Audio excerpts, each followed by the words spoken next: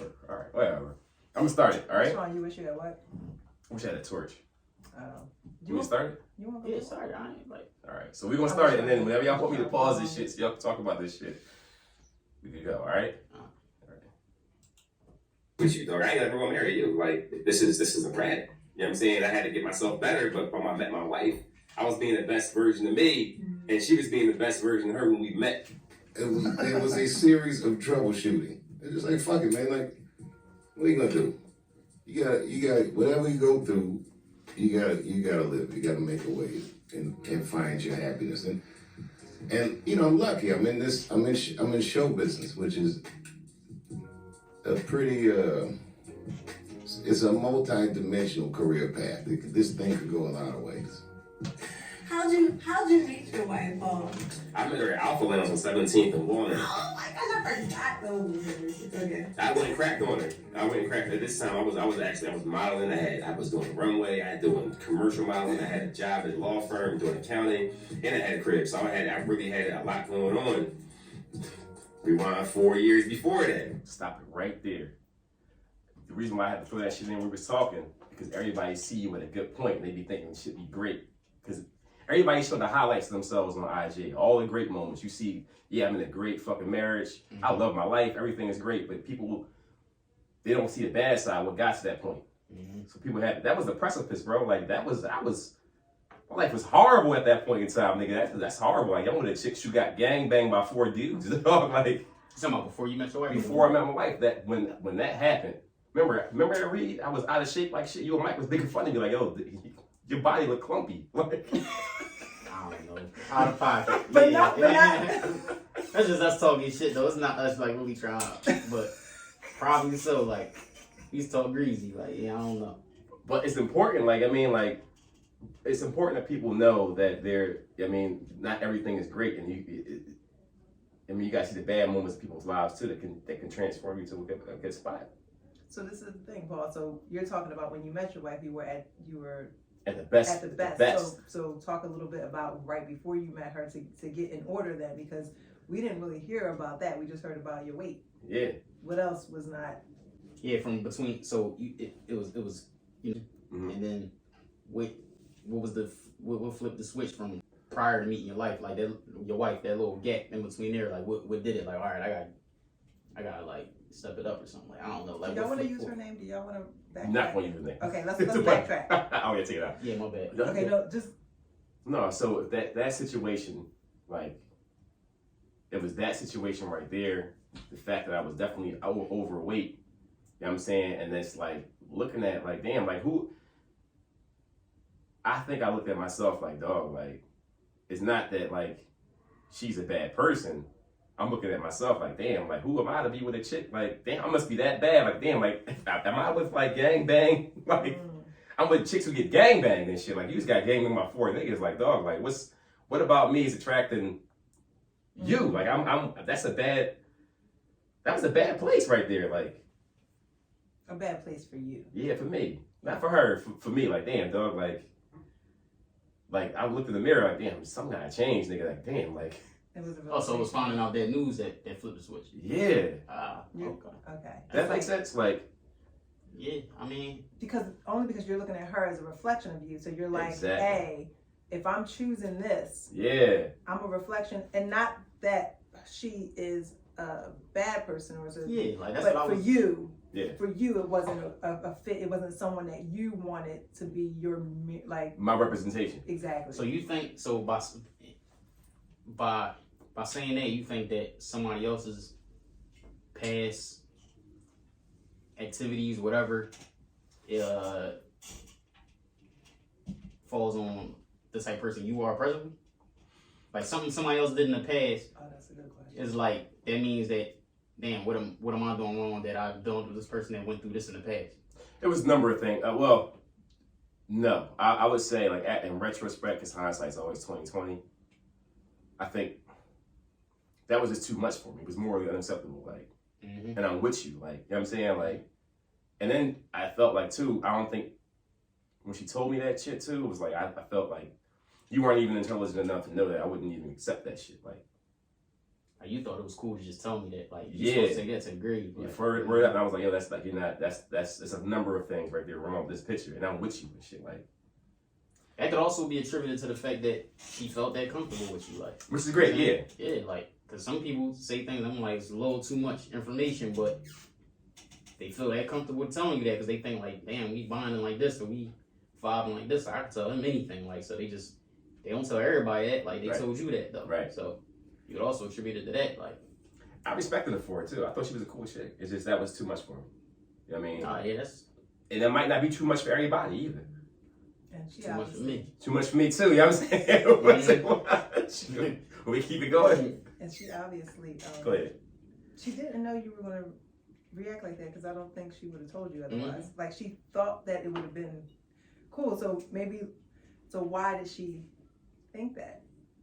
I think I think a lot of people tell me stuff. I'm a comfortable person to tell a lot of stuff to. Just from being a barber too, knowing that like people, it's a safe space to talk to me about stuff. Right? You might be an empath. You guys ever hear? What is it? Empath. It's Yeah, I can like, see that for Paul. Mhm. But yeah, go ahead, drop the definition. Anybody don't know. oh gosh, it's horrible. I'm horrible with this stuff. But it's basically, it's not necessarily a good thing or a bad thing. It's just that you're very empathetic, and people, they feel that, and they feel very comfortable talking to you, even strangers. I identify as one, but I don't want to just. A woman told me outside of a bar one night, like 10 years ago. She's like, "You're an empath," and I was like, "What the hell is that?" Went home, Googled it, and I was like, "Okay," but you're just very empathetic. And strangers, if you look back at your life, you probably have strangers just telling you their life stories, just like me and them. So you're very easy to talk to. You're very intuitive. You just pick up on things because I don't know, like your senses. I want to say heightened in a sense, and they say that I've read, and when I did research, it's like it's because of your past environments and having to be hyper aware of your surroundings and having to, like,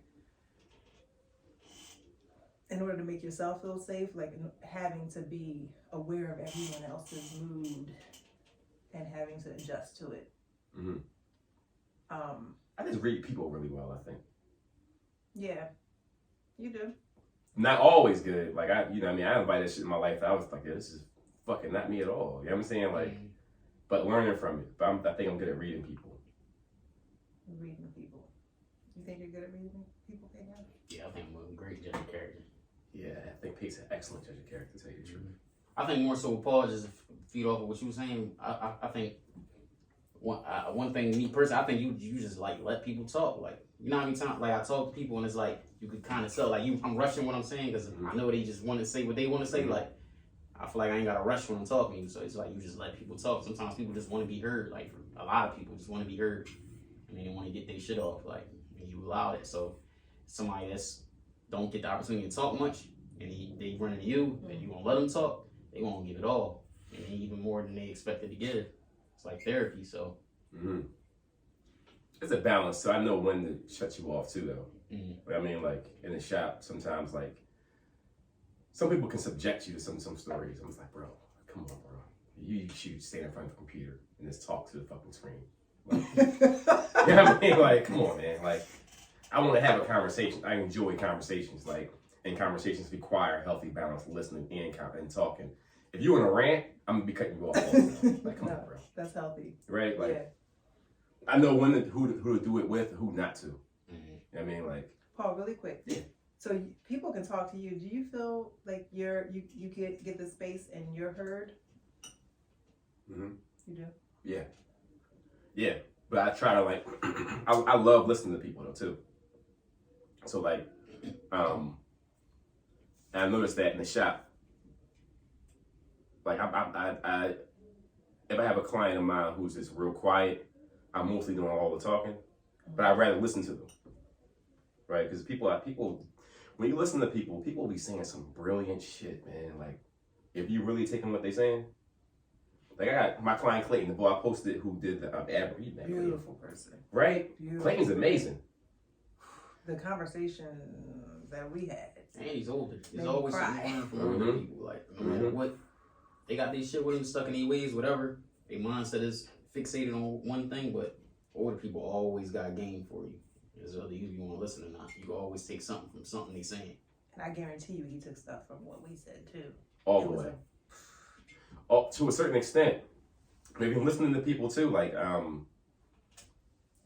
you just get a really good glimpse of who you're dealing with, and I try my very best to only bring in good energy in the barbershop. But Clayton, yo, this boy, if he talks to you for 5 minutes, anything fitness, he'll change your whole life. Like if you really want to get fit, listen to this motherfucker talk for 5 minutes is enough. He naturally a genius when it comes to like his personal fitness, all that shit. Like he naturally eats the right things. He's a whole machine, bro. It don't make no damn sense. At 56 years old, he looking better than 20 years old. He ripped up, cut like a bag of dope. And a beautiful spirit. A beautiful. But he don't think that's amazing. He just think it's just something he does. I'm like, yo, dog, you incredible. You know what I mean? He like, really, you think so, Paul? I'm like, I know so. Some of the things you take for granted is people that wish they had your physique. Or it's like, you smart as hell, but you think it's like, this natural. But some people really try hard to be smart and just not smart. The IQ is just not like that. Like, you got a gift. It's like, yeah, things. So it's like, there's somebody out there right now trying hard as hell to get a six pack, can't get it. Right. And he just ripped like this. Like, you think so, Paul? He was like, yeah, that's how you get the abs. I was like, God damn, them Jones is bulging. And I got an ab roller in the crib, so when I seen him do that, John, he did it from the stand up position. Yeah. You know how hard that is? I actually I ordered one and then the bar but yeah, I know how I hard. gave that shit a week. It's just sitting there collecting dust now because I say, all right, it's my back that's not allowing me to do it, but I know it's not my back. My core is not where it should be. Like, you know what I'm saying? That should take all core strength. I waited for Clayton to come in all week long because I posted on TikTok. Clayton got 40,000 views on TikTok, like 1,500 likes, like 90 comments, all positive. I was itching to send this nigga this shit all week long. I waited for him to come in the shop like, yo, Clayton, this many people think you amazing. He was like, really, Paul, really? He really don't be thinking like shit And is he can nothing. sing, Pavion. He sing like Joe. Start an IG, man. Fitness IG. Like, get I popping, man. was like, no, start a fucking YouTube. You can get millions off of this joint, dog. You just want to do that shit. But that's what I'm saying. With listening to people, you find out how brilliant they really are by listening to them. And the average person really is that dope. And especially with our people, black people, I don't think a lot of people sit back and listen. We I think a lot of times don't have the space to really fully express ourselves. So having a safe space like that in the shop is just a gift too. Somebody really listens to you and shit. Keep your shit going. Heck yeah. I hear I was being chick. stuff. Like somebody party. And she- You guys hear people talking? The orange line, the blue line on the same. I hear it in the background. Yeah. Yeah, but the window's open, so. Oh, okay. And tell me about it. The subway, the Market Frankfurt line, or the L. If you ever take public transportation in the city, this is all part of your vocabulary. She had a train ran over her, dog. I'm sitting here, I'm like, what red pill, blue? I was like, what the hell is the orange line and the blue? I'm like, what the we was watching a porno, dog, and she told me they had her like that. I was like, dang. I was like, what the fuck are you talking about? She told me she had a train ran on her twice. That's another thing. Watch this porno, bro. This bitch was getting annihilated. She wasn't even destroyed. She was annihilated. I mean, look, she had spit bubbles coming out of her mouth, and the other boy hit the ass. And then she was like, they had me like that. I was just about to say, yo, she looks stupid as shit. I was just about to say that, and she was just like, they had me like that. And I was like, the fuck? Yeah, that's a... We talked about that too, because if you would have said what he thought, she definitely wouldn't have said that. If he would have said she looked stupid as shit, she would not have followed up like. Yeah, because she like, damn, I think second guess. But it's important to just everything gotta be shared, man. I'm just saying everything gotta be shared. Like I don't care how comfortable I am with you, how much I want you to know the truth. But there's just some things that's like, yo, that was that time in life. That's not who I am now. There's no, I mean, like that John died with 19 whatever when it died, man. Everything gotta be shared. You agree? Really? Yeah. I'm the opposite. I want to hear it all. Nah, I don't. Because what good is it going to do me? Right. Well, maybe that's how, I don't know, but God's brain, we visualize things instantly. Mm-hmm. As soon as you say it, that's why when a woman cheats, and they go like, did you suck his dick? Like, they ask. You got to ask, because now it's like, if she say no, it's like, all right, we might be able to work past. If she say, yeah, you going to instantly picture, oh, no, it's a wrap. Like, I can't do it. It reminds me of The Best Man. You guys remember The Best Man when he was standing at the altar? And did you ever see The Best Man? Yep. Yeah. Remember when Morris Chestnut was standing at the altar and he was crying and he's like Having a flashback. flashback Yeah. so of her doing that. And he was like, ugh. Shit hurt. But he knew man. he was wrong. He knew he was wrong in so many. Yeah. But he just could not. He just kept visualizing. No, men can't take what they dish, man. They can't. And it's That sucks. in our mind, it's just different because it's like you allowing somebody into you. It's like us, we you know, it's not the same. I mean, it's not right, but it's not like, I don't know, in our minds, it's like, yo, like, no. But I respected her for it though at the same time. Again, retrospect. Even, Like, in what, that for telling moment, even in that moment, you Like, respected her. looking back, look what at that moment I felt a tremendous amount of like pity for her. Like, yo, damn. Like, remember I was like, did you get raped? Like, damn. And she was like, That's 14. yeah, she was 14. She was just like, no, I wanted it. And I was like, oh, nigga, we can't be together. Like, fuck, you wanted that? Like, I mean, like, and this is like after the fact. He had time to process what took place, whatever the case may be. And I thought, again, I was like, you're not even intelligent enough to know that I ain't the dude. I'm not about that action. I don't even think, I don't even want to be a part of a train. Like, goddamn, like, you know what I'm saying? Like, Yeah. let alone be with a chick who participated in one. You know what I'm saying? I Like, don't think that's a knock to her intelligence. Like, I don't either. I just think she was that comfortable with you, dog. Like, to be honest, I don't think that's like like, she's not intelligent enough that she didn't have the wherewithal to know that I shouldn't tell him this. Like, you just made her feel that comfortable. Like I can tell him everything. Like his darkest. she's made a bad decision. Like, I'm saying, I don't care. Don't tell everybody everything, man. It's not. Well, it necessary. worked out because if he would have found out they would have got married and he would have found out when you were married, like how would that have gone? but I think about this too. I'm happy I had a friend like you. I could tell somebody like that. I was like, I was processing all that shit. I was like, oh shit, I'm just gonna fucking tell Pete this shit. And I was embarrassed to even tell you about that shit.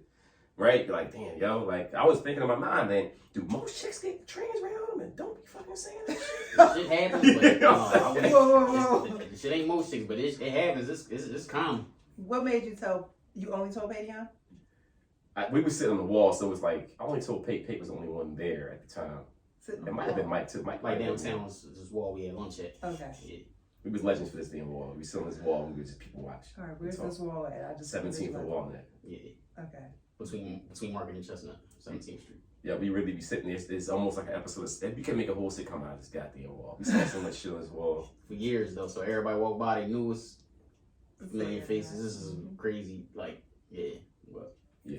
But you told Paydion. Paydion, what did you say again? When he told you?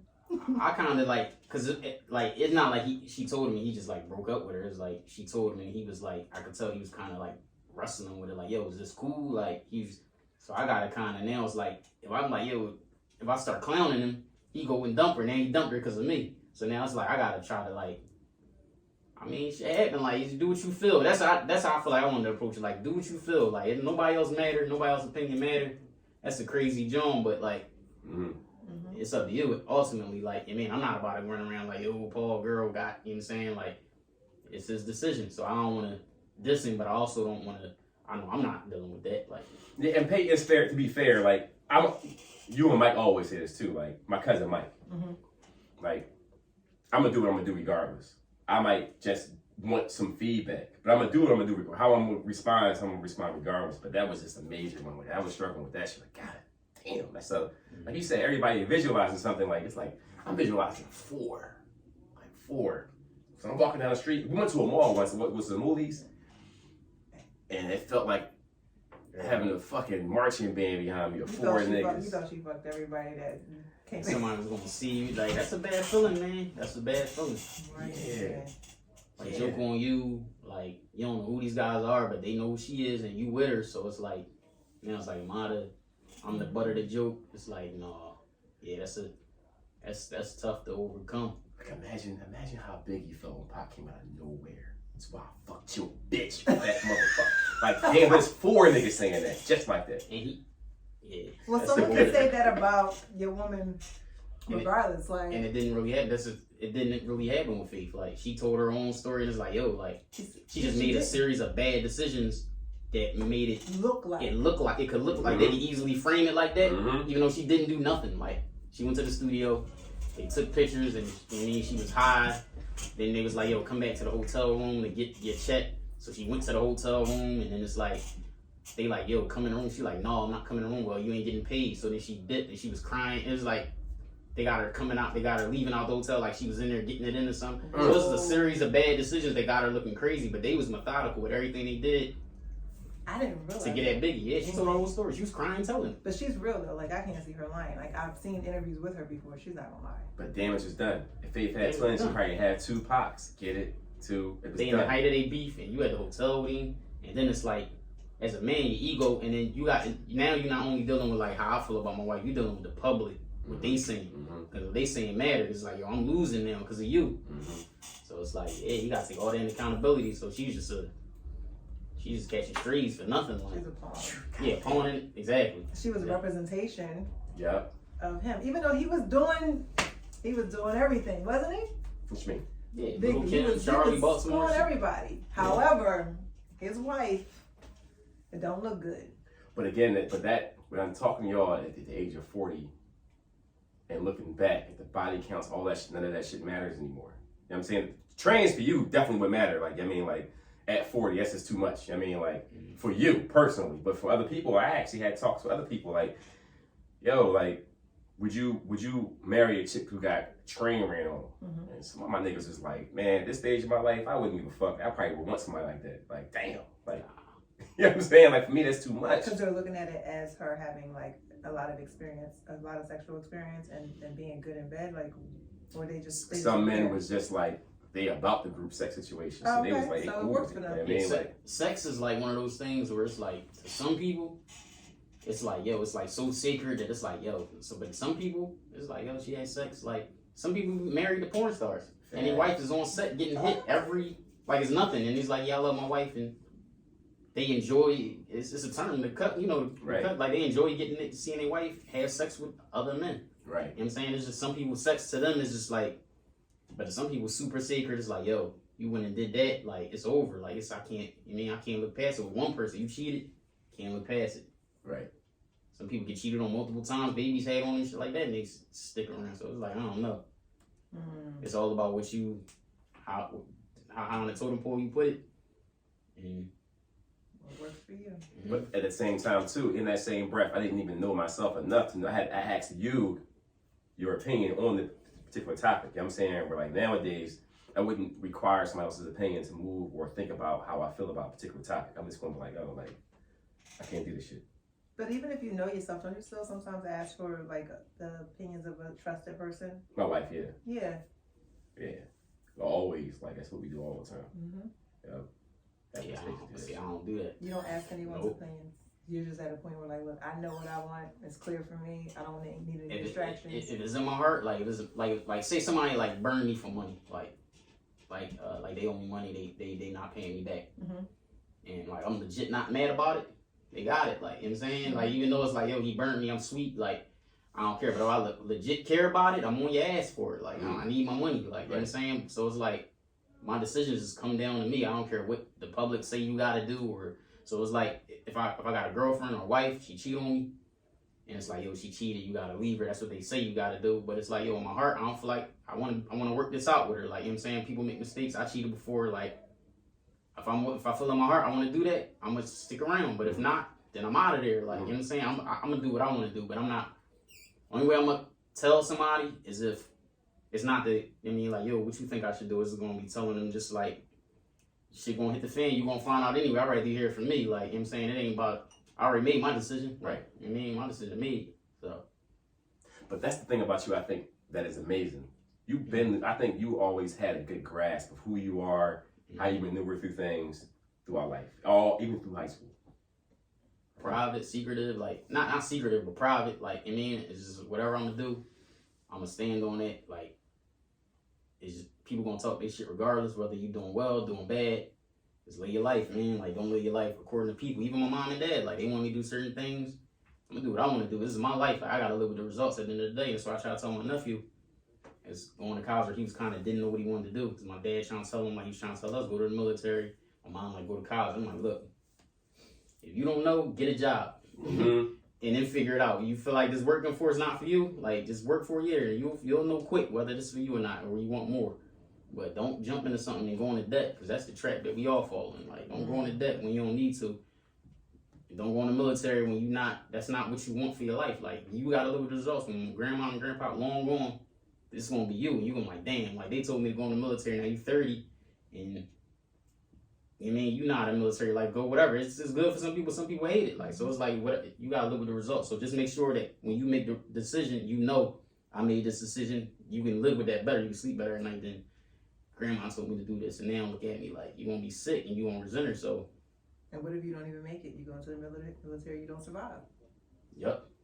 And people don't even think about that. Like, everybody's not guaranteed to come out. Yeah, I actually tell a lot of young people all the time. Like, I tell a lot of people all the time when it comes to college and stuff like that. If they undecided, hit the workforce. Just like you said, hit the workforce. You'll figure everything else out later. College ain't going nowhere. Yeah, it's not. It's not. And then you trying to force somebody to make a life decision about what they want to do. They don't even know. That's the most volatile time in your brain, still developing. Like, yeah, just hit the workforce. You'll figure it out. Shoot, I'm 40. I have 50 billion jobs, and I'm still trying to figure it out. You all trying to figure it out. Like, Yeah. Paula, dad and two, married. Trying to figure my sister, a mom and two, married. Trying to figure it out. My mom and dad, 60-something years old. They get me more game than anybody. I know they trying to figure it out. They still making mistakes. I'm learning all their mistakes. They learning stuff from me. I'm learning stuff from them. But life is never ending. Never ending as far as learning. You're always learning something new. Like, I'm teaching my dad stuff about broadband and internet and Wi-Fi and like what speeds is what and like megabytes per second and stuff. Like, he learning shit at 60. Like, so. Right. And that's why, again, by doing this episode, it was enlightening for me too. Looking back at it, that was a great moment. I'm happy she told me what she told me. This shit changed my life for the better. Mm-hmm. Yeah, I mean, I thought she was a cool chick all the way. Like, damn, dog. I had the respect for that. Right. Mm-hmm. You know what I mean? Keep your shit going. Yeah, we go off on a tangent, but I'm feeling this shit though. Because it's mixed in. It all goes together. That's all connected. Props to you for being 100% honest. I'm sorry, people are not honest out here. I honestly respect your honesty. What if you're just honest all the time with everyone that you know, people that you already know, and you weren't too worried about being tactful or diplomatic? You just said whatever you thought, like a kid, like a child. What do you think it would do to your relationships? What would be different if you were radically honest? There's a story of a woman who interviewed for a job, and her potential boss asked her a question in the interview: what do you consider to be your worst fault? And she said, honesty. And he said, I don't think honesty is a fault. And she said, I don't give a fuck what you think. Brett Blanton, how to get over shit and be happy.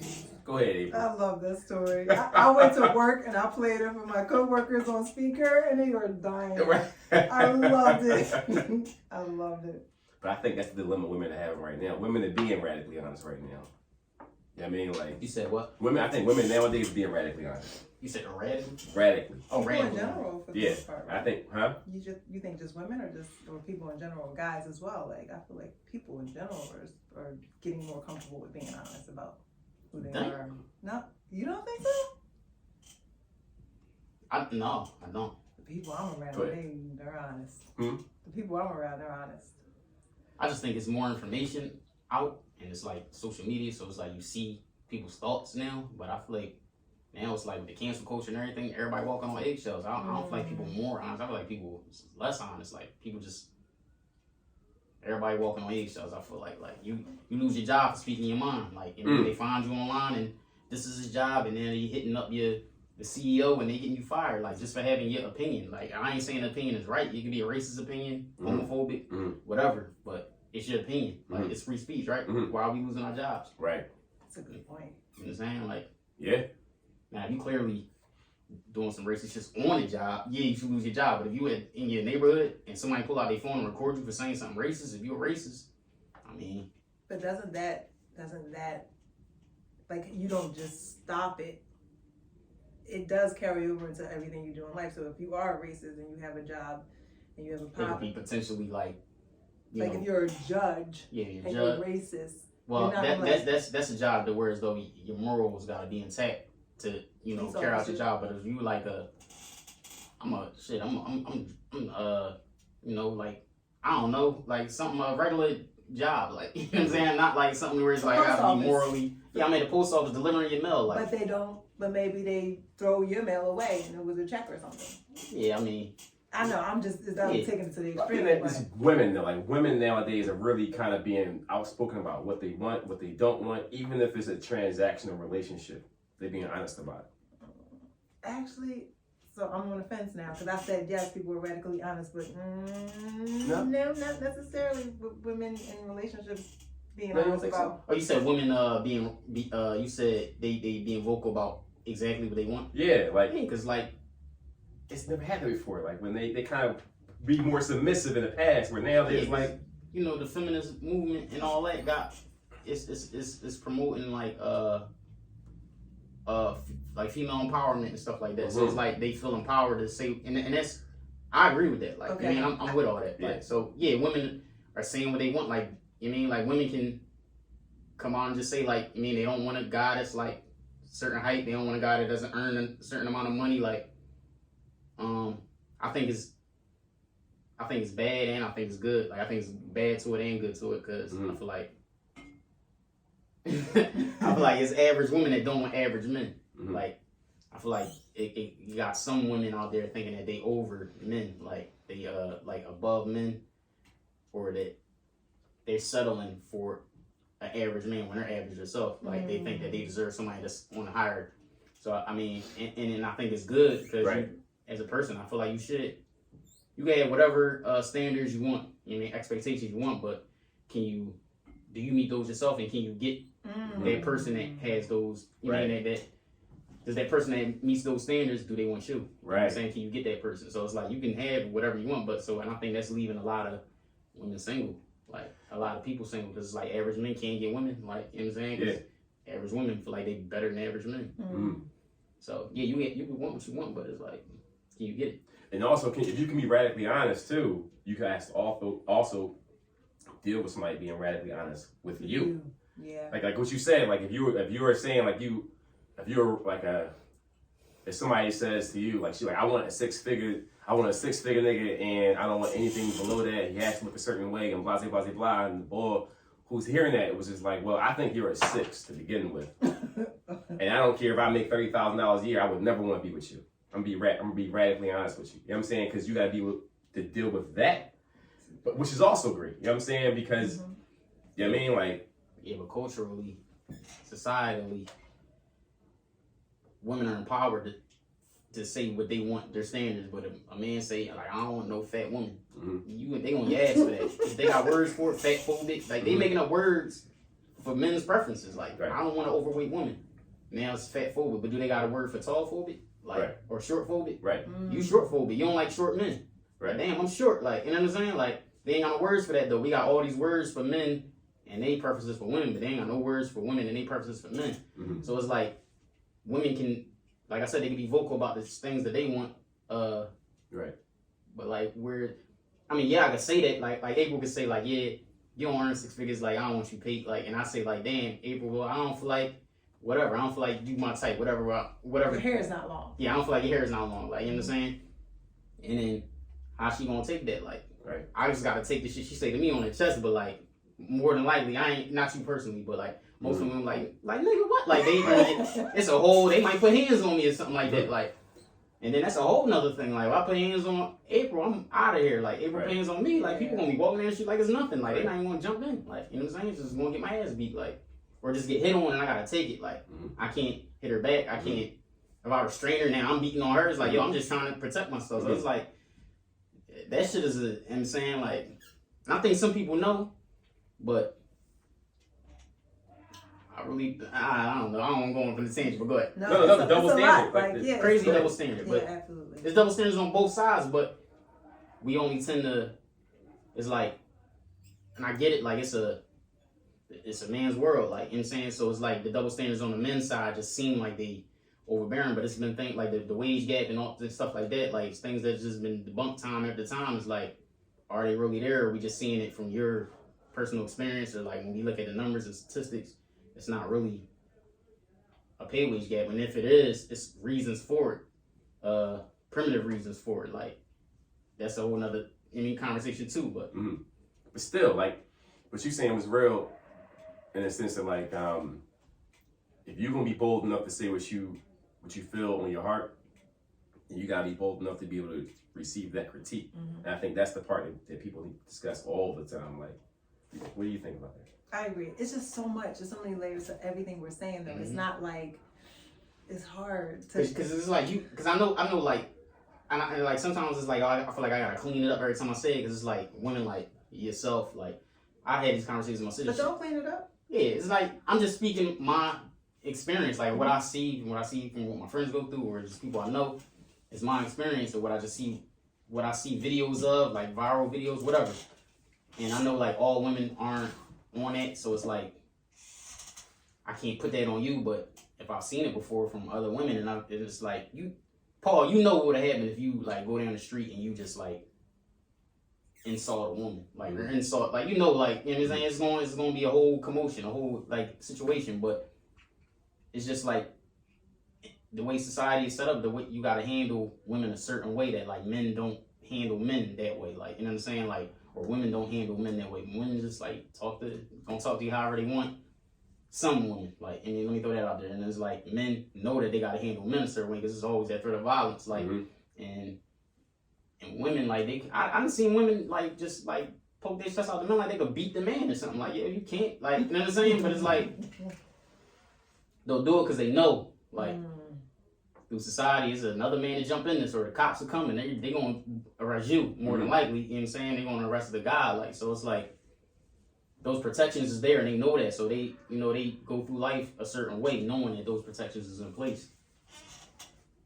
I don't even know what he's originally talking about. I don't either. Just radical honesty. Yeah, radical honesty, or being feeling emboldened or empowered to say what you want to say. Like, so I mean, it's good to it, and it's bad to it. I think. Yeah, it does go into people's like skin. Like, you gotta have, if you want to say what you want to say, great, but you gotta have skin thick enough to receive that feedback when it come back at you. And the consequences. Yeah, I say, like, when Will Smith met Chris Rock, or like Mike Tyson just fought this guy on the airplane. You saw that, was punching on the guy. Yeah, guy was like trying to get a picture. He gave him a picture, and then the guy was like just trolling him, like just doing the most, like on the airplane. He's still a human, so he started punching on the guy, like. So it's like operating life as though you will get punched in the mouth in every situation, and you'll be better off. Like, if I insult this person, they might punch me in the mouth. So if I'm willing to fight them, cool. If I'm not, don't say what I want to say, like, or don't say what I feel like I'm going to say. So just, you go through life operating like that, I feel like you be better off. But a lot of people never got punched in the mouth.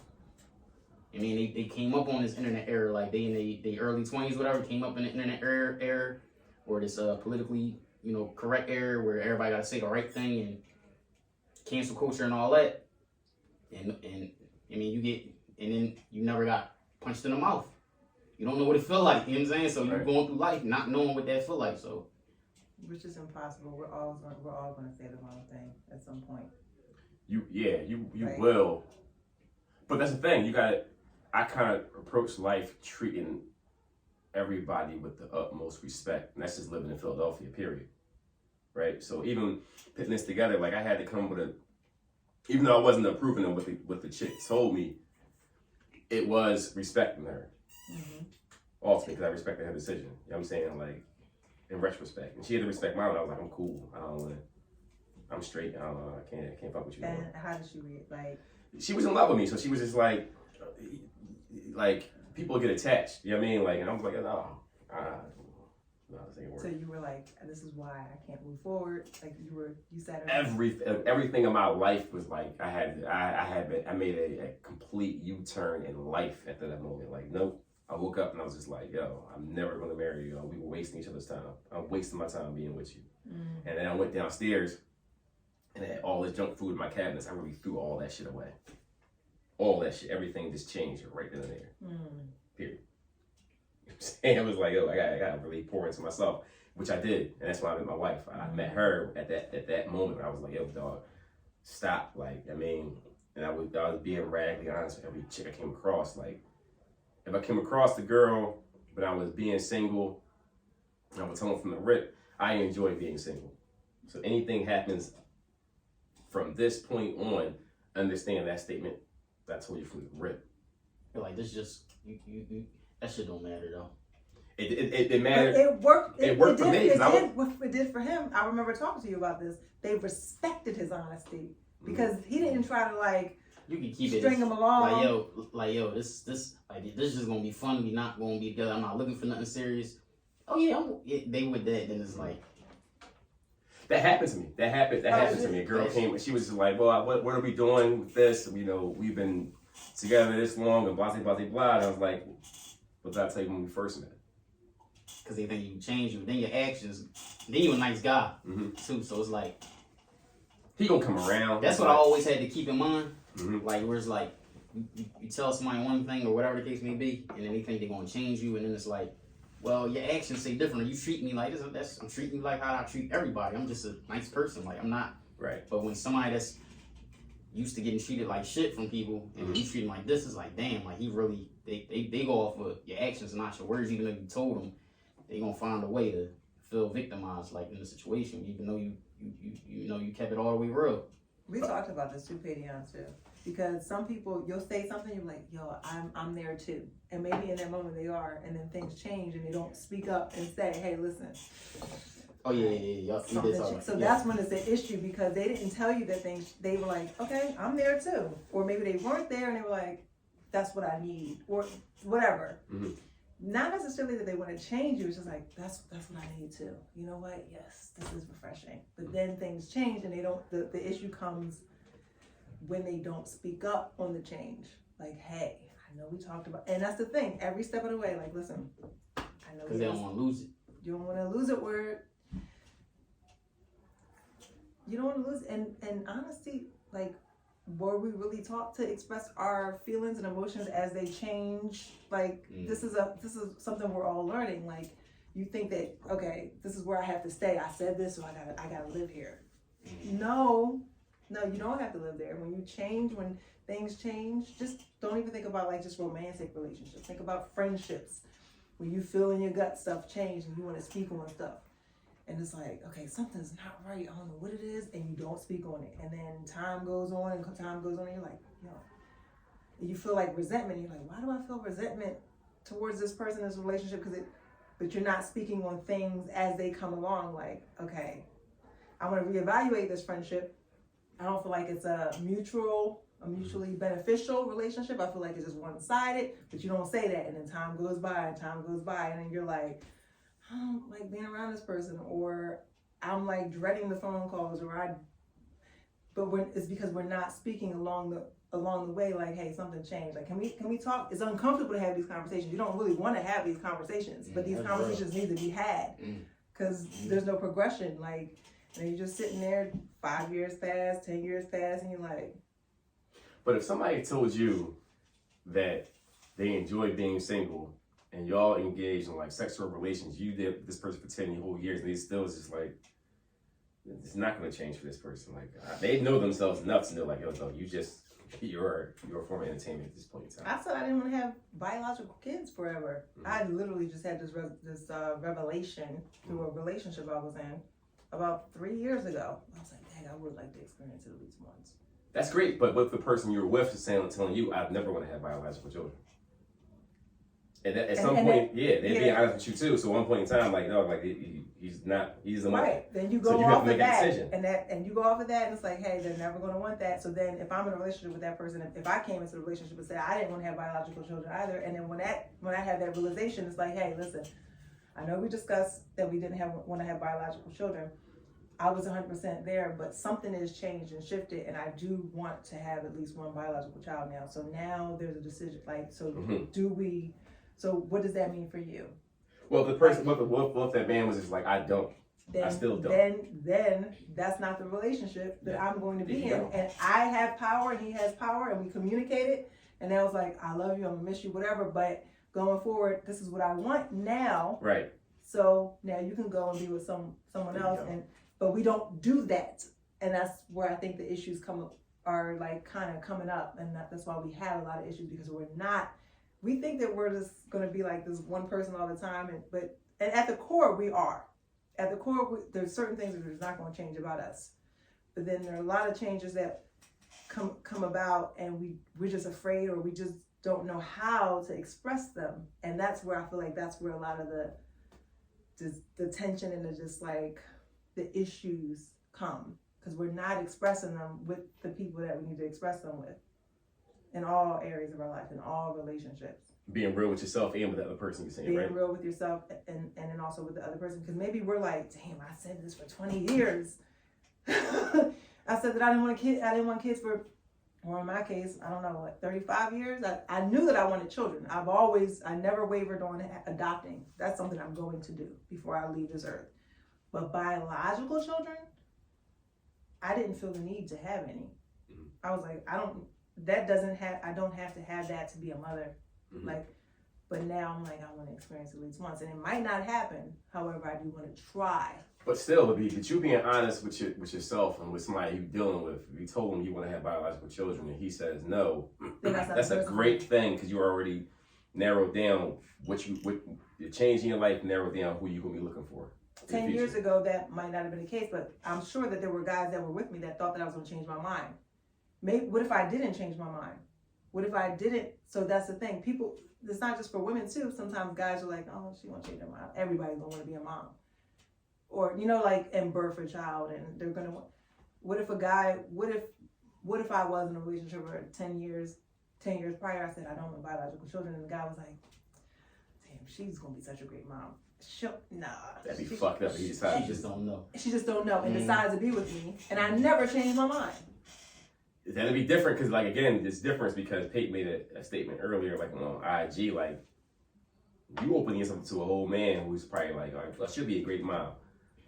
Let me get her pregnant real quick and see her mind change. That's fucked up. But April still got that's why.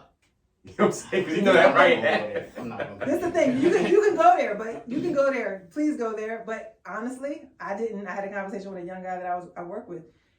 And he said, I told him once, he was talking about things and we were talking about relationships and stuff. I didn't know that was a thing for a very long time. I didn't know guys got women pregnant. Like, that happened to me. That happened to me when I was 17. A guy got me pregnant because they want to trap you. I knew that I didn't want a child. I made the decision that I made. For me, that was the best decision. I didn't want to be attached to that person, especially someone that's going to do that. Mm-hmm. I didn't even think about that. Someone's going to do that to be attached and to keep you and to whatever. I was just like, but I didn't know that was a thing until it happened to me. I was like, wait, guys do that? I've only heard about women doing that. And that's what Pate was talking about as far as promiscuous, women being promiscuous. That's the difference between men and women. Like, a man can easily be like, I decided I'm gonna be out.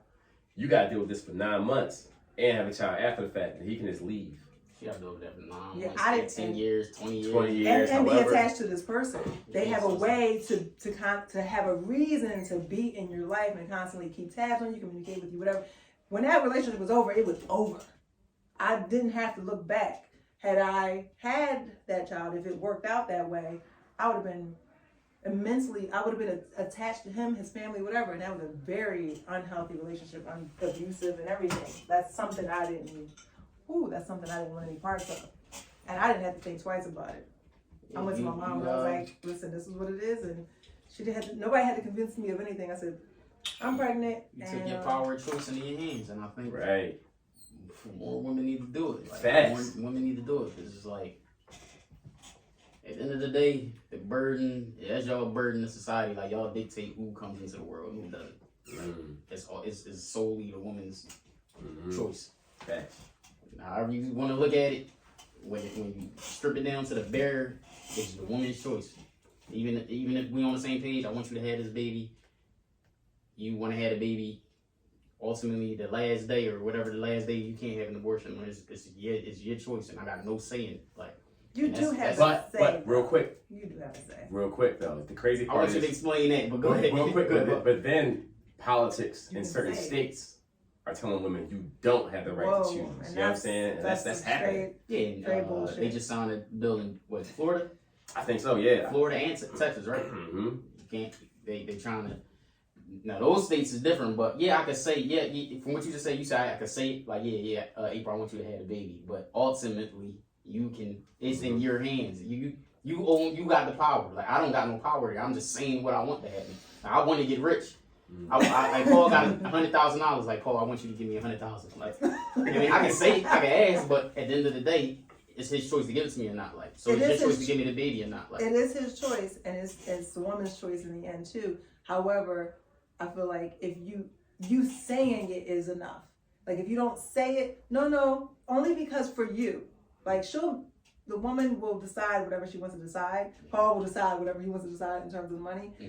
But it's a certain level of like, all right, it didn't happen the way I wanted, but I said it. And there's a certain level of freedom and power in that. If you don't say it, then there's like resentment. It's just a lot. It's a lot that goes along with that. But if you never say it and you're like, because to be honest, what if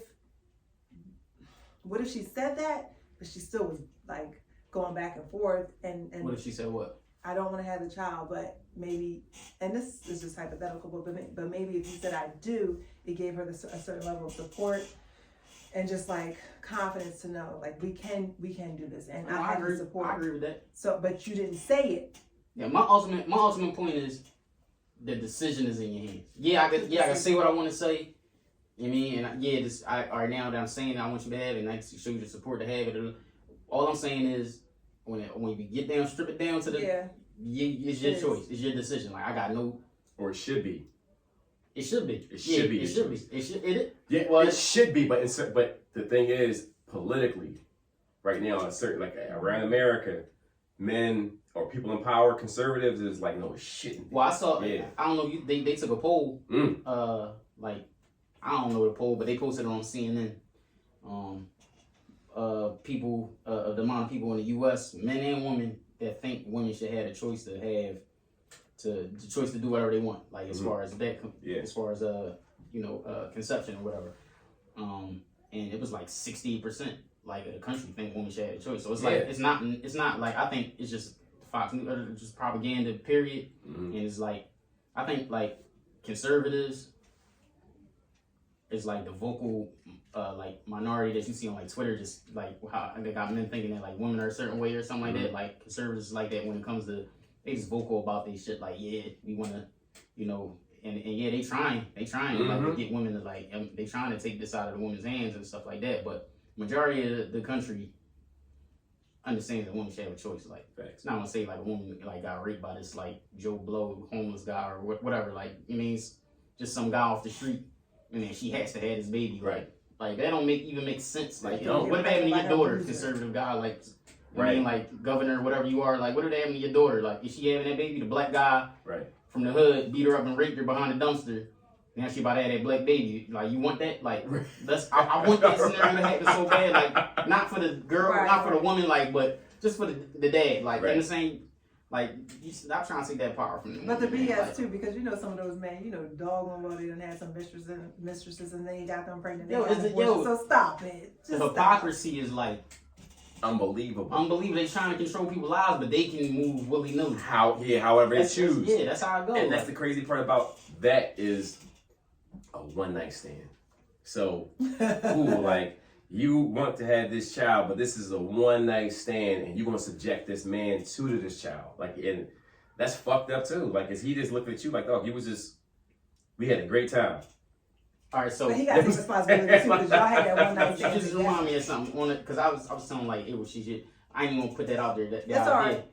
It's all right. Yeah, I think like just as much as women had a choice to have a baby, I think men should have a choice to say, like, if the man think I don't want this baby, men should have a choice to say I don't want this baby, and then the woman, all right, well, knowing that information and he doesn't want this baby, now I have to make a decision like, am I gonna go through life Right. without him. But men should have a choice too to not be in the baby's life if that's how he feels. If he's that type of man, Right. and that's because some men is like, all right, like I ain't want it, but I'm a man. I'm gonna step up and do what I gotta do. But some men is like, yo, like I really got all this going on. You gonna do me like that? So it's like he should have that option too, just as much as women have options. Like men shouldn't be, because a woman, I mean, you could say she can get trapped, but can she really get trapped? Because she got 3 times she can get up out of that situation. 3 times. In my mind, it's like I break those down for you, but Go ahead. Yeah, More break than it. after pill, Yeah, whatever. take time. yeah, you got. Well, first off, you lay down with him. That's the first. You shouldn't have done. Like, I mean, we being honest, abstinence. You lay down with him. Then you made the decision to have unprotected sex with him. Then after that, you decided not to take him on after having an abortion. So that's 3 times that you just overlooked whatever. I mean, you could have did to not have that baby, but you still decided to go through with it. So it's like men is like we got decisions too. It's like irresponsible on our end too, but. Just like you got the decision to like you got all to say, we should have some say too. Like that's how you feel. You really want the baby, because then I feel like you would find out that a lot of these people don't want babies. They just want that person to be with. They don't really want the baby. So a lot of women would not have that baby if the guy had that option. A lot of babies wouldn't. Yeah, that's a fact. But I remember you were talking, and when we were talking about that, it was just like, hey, later on, so you can't come back and say I want child support.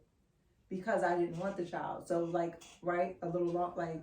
You talking about for the woman saying it? Yeah. I mean the man saying it? Right. Like, so for you, it was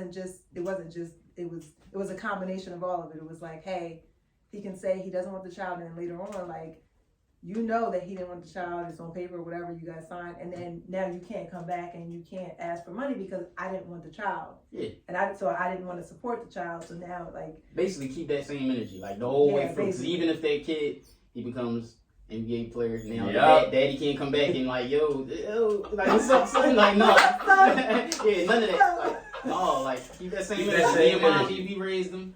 Yeah. Me and mommy put the work in. Keep that same energy all across the board, like that's. But I know it's things with it because it's like in some states, some states, like they forcing guys, even the guys. I just seen this on some. I find a clip later, but the guys took the DNA test and it wasn't their baby, and the state still held them accountable for that child support. And it's like these guys was like getting thrown in jail and shit like that. 'Cause it's like, yo, I don't got the money for this. This is not my baby. I took the test, but in the government's eyes, the government just not trying to take care of that baby. So it's like somebody got to take care of it. So it's like if you thought it was you laid with this lady. The one guy didn't even have sex with this lady, like ever in life. She just threw his name out there. And I don't know how it goes. Is if your name is on the birth certificate? She put his name on the birth certificate. He didn't even sleep with this woman, dog. Like she just knew him, knew his name, knew his full name, put him on the birth certificate. He got thrown in jail, lost his gig and everything. He was in jail for like 2 months because he couldn't make bail. That shit ain't cool. That's like, come on, man. Like, and nothing happened to the woman. Nothing. Yeah, like no repercussions after. Ridiculous. So it's like the governor. This happened in like I don't know, somewhere in the Midwest. I want to say like Detroit or something. But like the governor wrote is like trying to put like legislation in the words like, yo, like this, y'all know this don't make no sense. Like, come on, man. Like that's scary, dog. Like, don't throw me on the birth certificate now. It's like now I'm like so. But in the government's eyes, it's like we don't want to take care of this baby. Somebody gotta do it. So it's gonna be you. That's fucked up. Yeah, But that's the beautiful part about being radically honest too. Like, and that's selecting your political leaders too. You know what I'm saying? Because all this stuff is playing a part where people, they really stripping away people's humanity. You gotta show up. You gotta show up. You know what I mean? But all that shit is all intact. It's a lot of shit. It's a lot in this 20-minute segment. There's a lot to unpack with this shit, dog. You know what I'm saying? Like, keep it going. Yo, I gotta go to the bathroom. Look, we only had 2:41. We only had 2:41. I had like 3 glasses of wine. Y'all go ahead and talk about something. Or play it. No, you don't have to wait for me. Wait for you. Because I'm gonna take too long. Go to the bathroom. Man, play that, Play yo, it, man. play it You while- got right back in. All right. Like, Yeah, that's what I'm saying. Just go ahead and do it. All right. Look, we keeping it real. We're being radically honest. I gotta go to the bathroom and y'all gotta keep going. All right, So go ahead. we're gonna keep on going. we gonna hold you down. Keep it going, right? Yes. TEDx. I had told Pete about that. He was like, well, it probably happened when she was young. You trying to say the right thing, and I can tell you struggling with that, John. Like, damn, like, should I dip or should I continue on? She was trying to kind of fill me out, like, ask me something, and I ain't want to be like, you do realize that light-skinned hoe is a hoe. Because for me personally, I got two, I got two, like, things that's, like, no exception. And what are they things? You got train ran on you, and if you, like, dealt with one of my, like, friends. Like, I can't take you serious. Like, those two things, like, it's not, like, nothing, it's just my, like, you know, I feel like everybody got something where it's, like, Absolutely. I mean, that's my, I can't cross the lines, like, Did the train situation come about because of that conversation you and I had? No, I always felt like that. Cause I mean, listen, man. Me and my friends, we did some things in life, man. So it's like, to me, it's like, yo, what's your mind frame? It's not even about the sexual way. It's like, yo, like you just really let, and it's to some women that's a sexual fantasy. You just really let two or more than one person have intercourse with you, see you naked, your most vulnerable state. Right. Like it's nothing. Like you know what I'm saying. So what's your mindset? What's your mind frame? Like when that happened, like. You might have went through some shit in life. You might just be like hypersexual because you were raped at one point. It could be a bunch of things, a bunch of reasons, or that's just your sexual fantasy. You want double penetration. Like you want a bunch of guys around you just going to work. Like that's what you into. But to me, if that's your mindset, you're not the person for me. So it's like Facts. That's just how I always felt. It wasn't that one situation. Like I mean, I've been seen party sessions before that, stuff like that. Like, right. Yeah, it's a lot. That's a lot to fucking take in right there. Mm-hmm. But it does go into who you are. So again, a lot of people are acceptable about that. You know what I mean? But again, it's being real, true to yourself. I think a lot of people aren't honest with themselves. They aren't. I be like in the shop sometimes talking to people, like I might ask you a question, like people hearing this in the shop. I usually don't like playing that shit in the shop, to tell you the truth.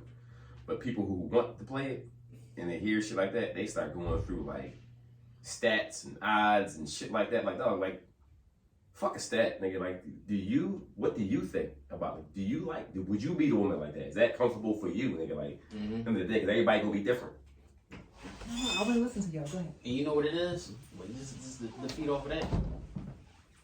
You know how you just said, prior to that, you said, like, it depends on what you want. Mm-hmm. Some people is live. Some people, like, yo, I like that Pusha T album. And then, like, man, no, I say, like, no, that joint's trash. I'm like, yo, you know what? That joint is trash. Some people can't think for themselves. Facts. Like, everything that, some people's whole life is, like, set on what the culture says should happen. Yeah. Like, you know what I'm saying? It's not even, do you think for yourself? So it's like, damn, my girl got partied. And, like, I really don't care in my heart, but my homie's gonna diss me. Or my homie's gonna have something to say. Or the public perception is like, yo, girl got train ran on, you can't, I mean, that's not somebody you should, she's sexually promiscuous and stuff like that. It's like, I shouldn't really deal with her. But in my heart, I want to deal with her. Do what you want to do, man. Right. Like, and that's where I was trying to take the pressure off of you. Like, I ain't want to be like, yo, no, you tripping, bro. Like, don't do it. Like, you know what I'm saying? Like, no, do what you want to do. It's your decision. And I'm not trying to throw my I just love just listening to him. yeah, I'm not trying to throw my opinion on that to where it's just gonna sway your decision. Like, cause at the end of the day, whatever, like, no, bro, like you tripping, you mean, don't do that, and then you still be with her. Now I'm gonna feel dumb, like, you mean, like I made you feel bad, or you know what I'm saying, like I ain't want to do that, like I don't want to do that. At the end of the day, it's your decision. Like, I don't care either way. Like, if you love her, I love her. Like, you know what I mean, that's just what it is. Your Pastor Kadian, you're amazing. Like, He is, like, I love her. Like, Yeah, if you love her, both of y'all amazing. You too, Paul. Please don't sleep on yourself. You constantly give people their praise and admiration, but you, please, it's a reason that you're surrounded by people you are surrounded by, and it's because of who you are. I appreciate that. I mean, I try to only surround myself with people who can be authentic. You know what I'm saying? I pay the cost for that financially, but at the same time, I really do that.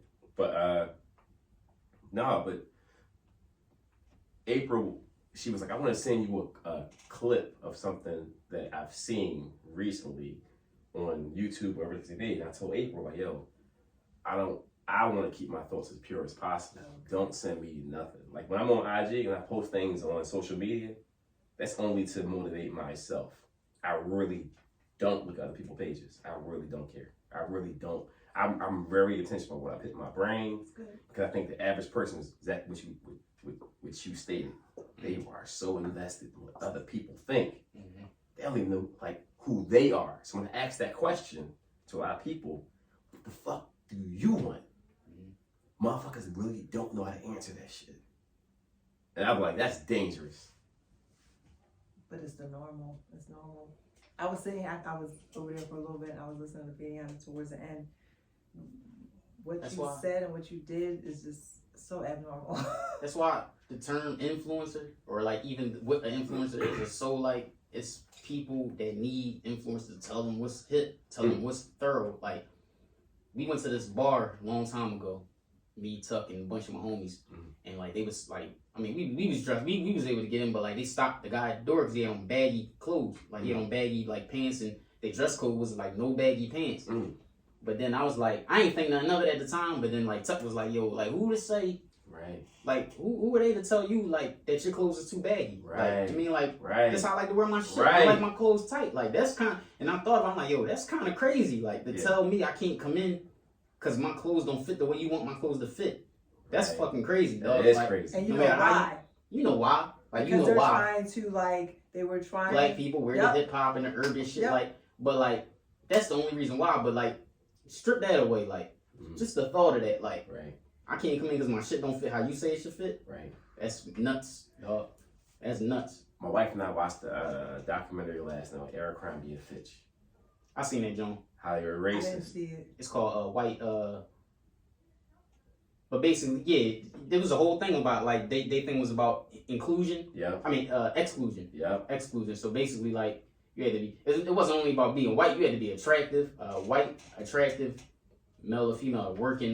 Like they put you to work in Abercrombie and Fitch. Basically. I only went in there a few times. I was like turned off by how strong the damn cologne was. They talk about that in the Jones too. Like if you like. Younger people like going there and like it, but it's like you older, you walking in like get woozy from the rip, like damn, like that shit hit you like a ton of bricks. But the marketing schemes and it's like that shit is so deep on the things that these companies do to sell anything. Image, like the imagery, just the thought that's put into it. Because looking at like I never peeped this, but like just seeing that documentary, like you know if you walk past Abercrombie and Fitch, they got the shutters. It's not like an open, like the Gap is like just clear windows. Yes. They got the shutters on it. And when you walk in, it's that big, whatever, big image right there. But you got to actually go in the store to see what's going on in the store. And it's on purpose. And it's like, I never thought about that shit. Like, Abercrombie & Fitch got shutters. Like, so you can't see what's in the store. You got to go in. And that's how you draw people in. Like, I mean, you got to come in here to see what's in here. Like, you know what I'm saying? The Gap, you see through the windows. Oh, they got this summer shit out. All right, like, I want to fall. So I'm going to just walk by.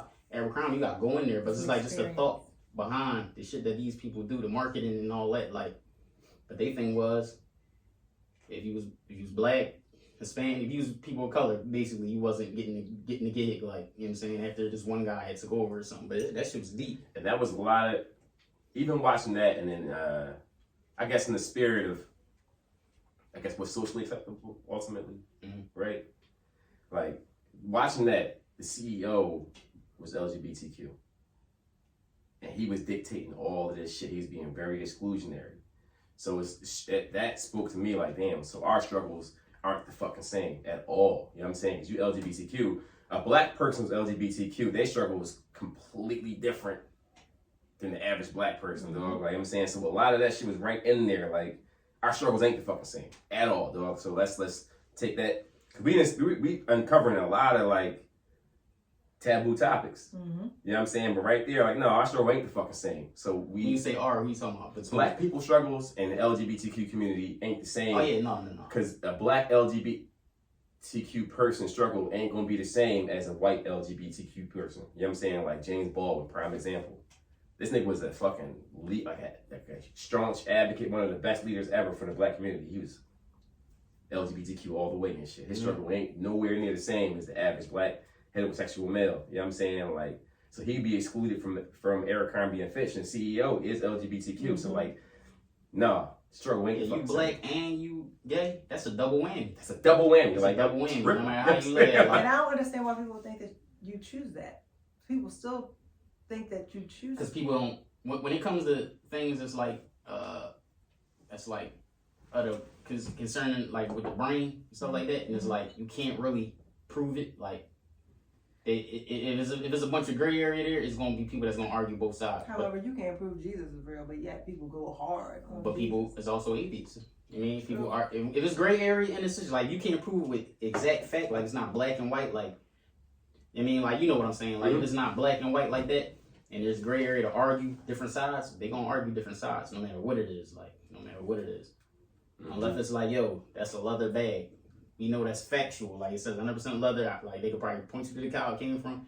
That's a leather bag. But if it's like, oh, gay people, is it like a psychological, like a mental illness, or is it like, yo, this is our genetic makeup? Like, we're born this way. Like, you can't really prove it. Like, nobody really knows. Like, you know what I'm saying? So you're gonna have people that's gonna argue both sides when really nobody knows who's right. Like, you know what I'm saying? So just like let people love who they want to love, do what they want to do. Like, you know what I'm saying? But yeah, if you black and gay, it's a double whammy, because the white gay guy can walk in a racist establishment and not, people don't know he's gay. You know what I'm saying? Unless he's like kissing his partner like in front of everybody or something like that. But the black gay guy, he can walk in the establishment and people not know he's gay, but they racist against him. So it's just like you still dealing with. So yeah, So like they're looking at you as soon as you walk in, because so you black and saying you black in a racist establishment and you kissing your partner in this joint, like they might want to put hands on you or something like that. Like, you know what I'm saying? So it's fucked up, man. To your point though, Paul, really quick, you were saying that I think that even as black people, we still have a different experience too, depending on where we grew up, and just so many different things. Like, I've had conversations with people in my family, and because of their experiences, that they don't see what I've seen, and they don't think it exists. So even though they're black in America, so it's just a lot. It's a lot of layers. There's a lot of stuff to unpack there as well. So all black people don't have the same experience. We were talking about the other day. You're like, all black people are not monolithic, and I think we were talking about race. We were talking about the Will Smith situation, what? Yes. Because you looked at Will Smith as a representation of all black men, and it sucks. But black people in general, like, damn, they already don't want us there, and then you did this shit. I looked at that, me personally, like the Will Smith experience for me was the best example of black excellence I could see on TV, in the sense that Chris Rock showed amazing restraint. He did. And not responded physically. I wish more black men showed that kind of restraint in society, period. But at the same time, like, as Will goes, I don't even think a white man can get away with fucking slapping the shit out you at the Oscars, sitting back down in his seat, yelling at you to let you know, like, this wasn't a fucking act, and then collect his Oscar and leave. That's a whole different universe for anybody. You know what I'm saying? Like, nobody could do that. But for me, like, it lets you know how big he is. How big you are. Yeah. That's a level of power that the average person doesn't experience. And also, by looking at that, too, like, we different. Every black man is different. We're not monolithic. Will Smith doesn't represent me at all. I can't go and slap the average nigga on the street and not expect to get shot in return.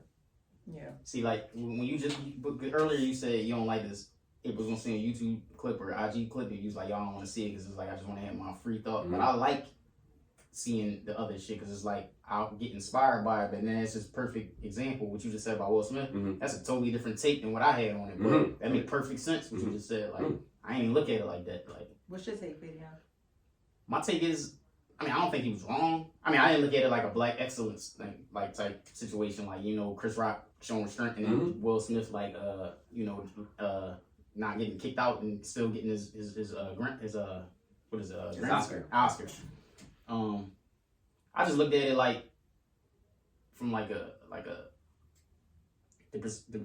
just look at it like, I don't think he was wrong. I wouldn't have did it, but I don't think he was wrong for doing it. It's like, you can't tell people how to react. You don't know what people's breaking point is. You don't know where people are in life. Chris Rock is a comedian. You know what I'm saying? At the end of the day, Will Smith don't gotta live with Chris Rock. He gotta live with Jada Pinkett. So he gotta, I mean, when he got home, if he didn't protect her honor, that might have been the last straw. Like, I mean, they might be going through some shit where that's like, all right, nigga, like, you ain't do this, it's over. Like, and he wasn't willing to deal with that. So he went and did what he felt he had to do, and it made him feel good about himself, made his wife feel good, and that's all that mattered. That's all. But to your point as well, Will Smith don't got a fucking honor marriage. He don't got to. He has the power to be like, look, you know what? I want to be out this marriage, and we're gonna be I'm gonna be single, and you can get half, whatever the case may be. I'm still Will Smith. But the fact that this nigga is fighting for marriage, and the average person critiquing it is just like, yo, dog, like, when you do those vows, it is supposed to be till death do you part. This is the only motherfucker out there, like, I'm fighting for fucking marriage. However the fuck you feel about it, I don't give a fuck, nigga. And that's the ultimate form of freedom. Like, I don't care, like, if you don't like it, if you do like it, I'm gonna slap this nigga regardless, nigga. Like, yeah. I'm sorry. And I think you and I talked about that too. For me, it was like, I've been following both of them for a very long time. And I think I told you too, it was another incident that kind of didn't sit well with me that people weren't paying attention to a long time ago. In terms of a story that they had when they were together. And so it took me back to that, and it was like, yo, he just don't know how to direct his anger, and he just took it out on this person. And I'm like, no, dude, we all have to learn to have restraint in our lives. Will Smith got restraint. He probably got the most restraint out of everybody. It's just, it was a tipping point for him. Like, I mean, it was a tipping point. But he has and he's done it before though. He's done it before. Oh, lashed out, you saying? Like lashed out in various ways. I was talking to Paul about break this. it down. Go ahead. So take it. I'm taking it off. But a long time ago, I followed, like, I love them. Like, I love them. In particular, Jada Pinkett Smith, like, one of my favorite movies is she directed it. But it was a story a long time ago when they were talking about their relationship and how, you know, I know he grew up in a very abusive abusive household. His dad was abusing his mom. It was a story they told a long time ago, and I can't remember whether they told this on Red Table Talk or not, but nobody paid attention to this one aspect of it. They were talking about how she was talking. I don't know if she was cussing, she was talking, but he didn't like the way she was talking, raising her voice or whatever. And he said, hey, listen, I grew up in a household with this, and I refused to be in a relationship or marriage. I don't know if they were married at this point, but it was like a family, it was like a gathering with people at their house. He was like, look, I'm not going to deal with this. Like, I dealt with that in my childhood. Like, I'm not going to deal with this. And he rolled up like a newspaper. He hit her over the head with it like a dog. And everybody bypassed that part of it. And it was like, Red Table's up. Yes, okay. I saw that. Nobody paid attention to that part where they said he rolled up the paper and hit her in the head with it like a dog.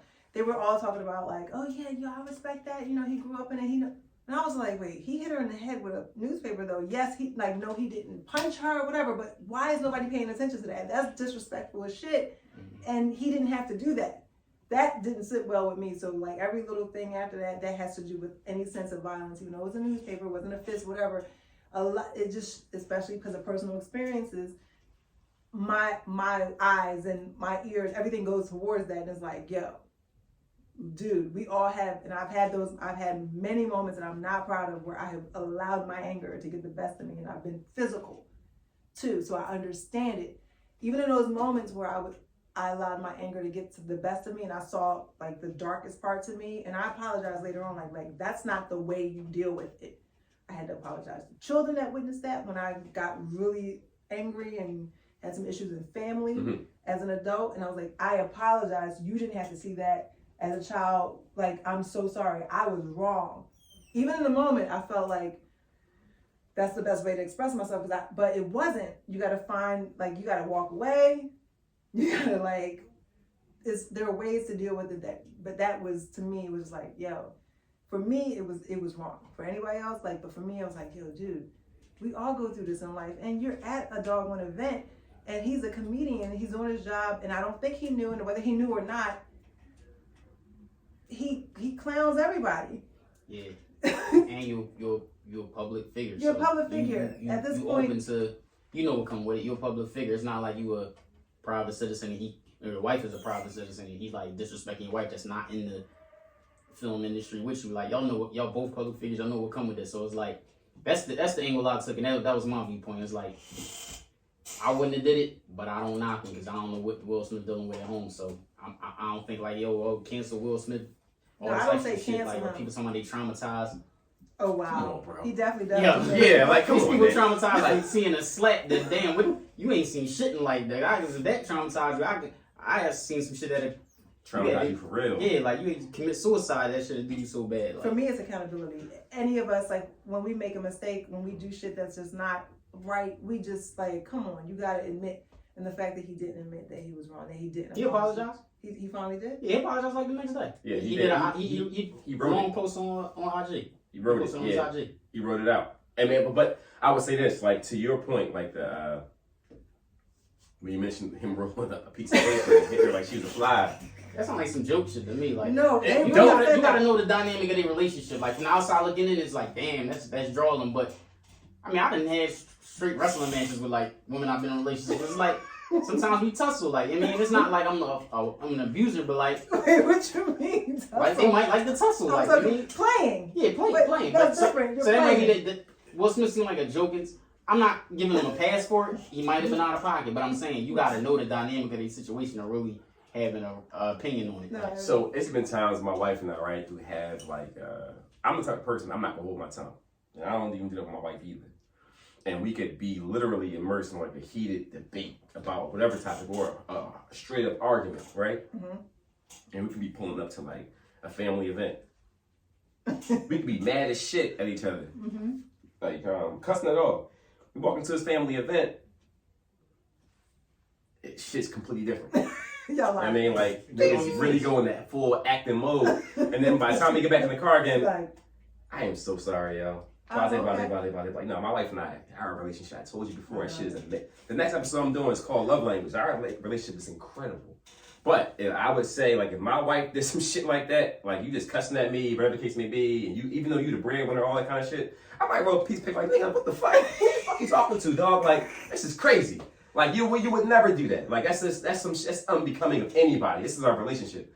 You know what I'm saying? You don't do no shit like that. You know what I mean? Like, come on, dog. Like, that's disrespectful. You know what I mean? Like, come on. Public, like, embarrassment, like, you trying to, that's a whole different ballgame than dealing with your situation in private. And then, you know, you cursing at me or whatever, you carrying on, but to do that in public, it's like ultimate disrespect. Like, right. I'm not saying it's right to smack it with the paper. Like, that shit's hilarious, nigga. Like, yeah. That might be the dynamic of the situation. Like, yeah, he could be like, shoe fly, you fucking bothering me right now. Like, no. Because everybody be saying, like, Will Smith's a bitch and all this other nut shit. He's showing you from the rip. There's layers to everybody, and there's a balance to everybody. And not to be going to harp on Will Smith too much or that situation, but I hate the red table talk for a number of reasons. I hate the fact that she mentioned the entanglements during the mourning of George Floyd. I was like, first of all, I'm mourning this nigga getting fucking murdered in front of the world, you know what I'm saying, like, in cold blood, and you bringing up your fucking entanglements now, nigga? I don't give a fuck, nigga, fuck y'all. Like, I hate celebrity worship in general. The fact I use fucking music and sound bites to hold your hand through an adult conversation is because I gotta go against celebrities on the fucking podcast. So that shit is unacceptable. You know what I mean? The fact that y'all bringing this shit out now. And to tell you the truth, I really hate any distractions. But I appreciate the fact that this nigga slapped the fucking Ukraine coverage out the media. Fuck that. I was happy as shit. I don't even want to think about Ukraine. The world didn't come together for Palestine. No come together for Tigray. No 300 girls got taken by Boko Haram. The world didn't come together. But now we working about fucking Ukraine. I don't care. Will Smith, thank you. Slap more people. Slap fucking Tucker Carlson, dog. Slap more niggas. Like, you can do it. Will Smith, like, Jay-Z couldn't do that shit. Like, fuck it. Like, I loved it. I love every last bit of that shit. And I hate celebrity worship. You know what I'm saying? Like, see, that's what I'm saying. That's why I like seeing, that's why I like listening to other, you know what I mean, interpretations of things, because it changes your mindset. Like, like, I ain't look at it through that lens. Like, yeah. Pete, how about this? When people were like, well, he laughed at the joke. It could be something I could be staunchly in the barbershop, listening to people having these great debates, talks, healing moments, and I could think about a particular topic, and I go home and carry that home and talk to my wife about it, and we process that together. My perspective can be completely different. Mm-hmm. These niggas been married way longer than my wife and I have. This nigga laughed at the moment, looked at his wife, processed it, and slapped the shit out of me. And then walked off the stage saying to himself, I can afford everything coming after that. I can go back to be $100,000 nigga, please. I can do it all. They said the Saudi prince like flew him out to Dubai like the next week, like just like, yo, let that shit blow over, but like come out here with me. Like that's Will Smith. That's like Will Smith. His friend is the Saudi prince. Like, come on over. Like, don't even worry about what's going on in the US. Like, wait, come what? on. Yeah. That's where he been. Yeah, he probably still there.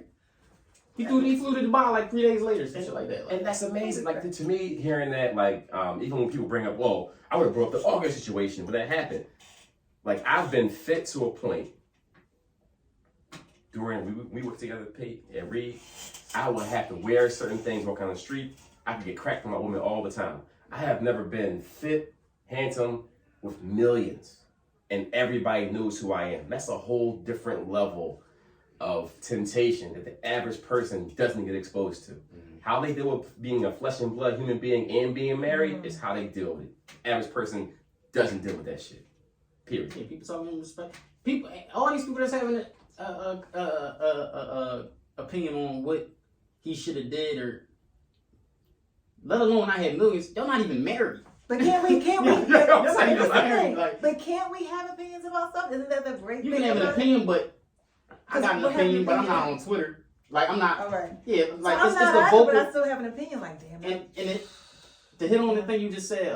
What you just say?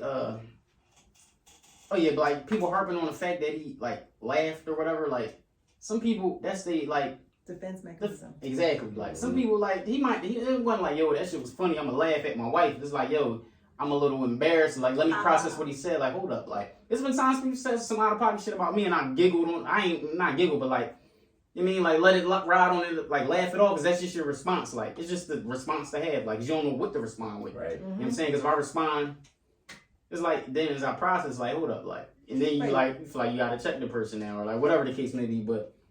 I don't look too deep into that laugh. Like, it's like, yo, first he laughed. Like, his initial reaction was to laugh. Yo, man. I've done it before. I've been in a play. I was in a play side by side with my mom, and then somebody made a joke, like, on one of the actors in the script. It was like, I was at the Art and Theater, I do believe, and it was like kind of some racial undertones, and I laughed, and my mom was like, I didn't, but I laughed because I was like, is this real? But it was my first response, like. And then afterwards, I was like, wait a minute. Because you're trying to keep it cool. And I'm in a theater full of white people, and these white actors in this play said something offensive to me. Like, what's like dog whistle? Like, it was, I was like, wait a minute. That don't sit right with me. Why? After the fact. My mom didn't laugh, but I did. And I was like, wait, what? Mm-hmm. Okay. That's not funny. They were just, that was a stab at black people. Mm-hmm. But at the moment, I was just like, ha. My mom was like, in that moment, she understood. She was like, I didn't laugh. Because we talked about it afterwards. I was like, yo, Mom, I laughed at intermission. Mom, I laughed. And she's like, I didn't. And I guess also because of the surroundings, I just felt everybody else was laughing. I laughed too. And I was like, wait, what? What did they just say? You know, it's just. But imagine having the power to really express yourself how you feel. And that's what and when me and Pete worked together, right? I got fired. 10 years of having this gig. Amazing. I'm amazing at what I do. People look at me and be like, yo, you're an amazing barber. I'm a way better bookkeeper, dog. Like, than I am a barber, right? Like, good at what I do. Even to get to where I was, from where we were, to be to that point, you had to be good at what you did. When that shit happened, I felt more free that moment than ever before in my life. In the sense that, remember, the HR lady at the time, she was like, we're terminating your employment, blah, blah, blah, blah, blah. And she was taking her time to put the fucking envelope in the page with how, like, your, whatever paper it is that they let you go with, like your paper you look at and you can determine your severance pay, whatever case may be. Mm-hmm. And she was taking her time putting that shit in there. I was like, bitch, give me the fucking paperwork. You said that? Fucking real. I was like, that's not your fucking mind, dog. Like, I really let loose and I felt good as shit. Like, that shit felt great. Now they ain't got their power over you to threaten you with this job. Like, no. That's all they trying to do. We gonna fire you. Like they try to dangle that shit over your head, but once they ain't got that power, what do they got? Because I will fuck you up, right? Like on the streets. I'll beat your ass. Like in here, the only thing that stopping me putting my hands on you if you talk to me crazy, is that check. Yeah, like I'll fire you. You know you need this your livelihood. So once they ain't got that to dangle over you, like now they know they better calm chilly. It's like we ain't paying him no more, so. He could wring my fucking neck in here, right? Like they had a random boy in the room who was supposed to ultimately be. He had no idea what was taking place. He was like, "Yo, I had no idea that was going to take place, but I need to take your badge. Can I please have your?" And I was like, "Look, you can take that, man. Here you go, bro." Was it a white guy? No, it was a white dude. Okay. He thought I was gonna fuck him up. I was like, "No, dog, that's not the type of time I'm on." But when I walk out that fucking building, dog, felt good. I felt so free. And then again, in retrospect, hindsight's always 20/20. I've always wanted to cut hair ever since I've known y'all in high school. Not only do I own the fucking building, I do what I love to do. You know what I'm saying? Like, and then the crazy part is, like, that was the most freedom, that those moments, like this moment that we're talking about here, if you just live life, I mean, shit gets better as you go. And when you look at young people nowadays in Philadelphia, all this shit taking place, like, you know, the Will Smith, Chris Rock situation, somebody slaps you, it publicly humiliated you. There's kids who get jumped and other kids filming it and posting that shit on social media. Don't fucking shoot this nigga down and then now you worried you getting bent over by a fucking lifer. You know what I'm saying? Like, dog, like, live your fucking life. Like, that shit is nothing. Like, when you really look, if you live your life and you can really have the humility to look at yourself and not to take yourself that seriously, life just gets better and better and better. And the average person doesn't do that shit. Yeah, so it's hard, dog. It's two things I want to say. Just going back to the tie into something we said earlier. He was like, yeah, people was like, yo, he should have said something about August and all that. Like, those are the people I'm talking about when I said earlier, like, people don't know what it's like to get the shit slapped out of you, like, or whatever, or punched in the face. Like, for somebody to say that he should have said that about August after a 6'4" man just slapped the shit out of you on stage in front of everybody, you don't think he'd have came back up there and beat? Like, come on, dog. Like, that's what I'm saying. Like, so right. For somebody, like, I wouldn't have said, like, yo, you should have said something about August. Like, for what? So you can come here and trash me? Like, I know what it feel like to get beat up. Like, you know what I'm saying? I'm not about to tell this man that's way bigger than me that, like, I'm gonna further the disrespect after you just put hands on me. Right. Like, you kind of like just people just talking, and then to the point where you said like the kids is like, you know, like, don't throw your life away over something. It's hard, man, to even make that. It's easier said than done. It is. Because before it's like me and Paul fight. Paul fucked me up. Like 5 people may have seen it in the bathroom or whatever, and then like word spread around high school.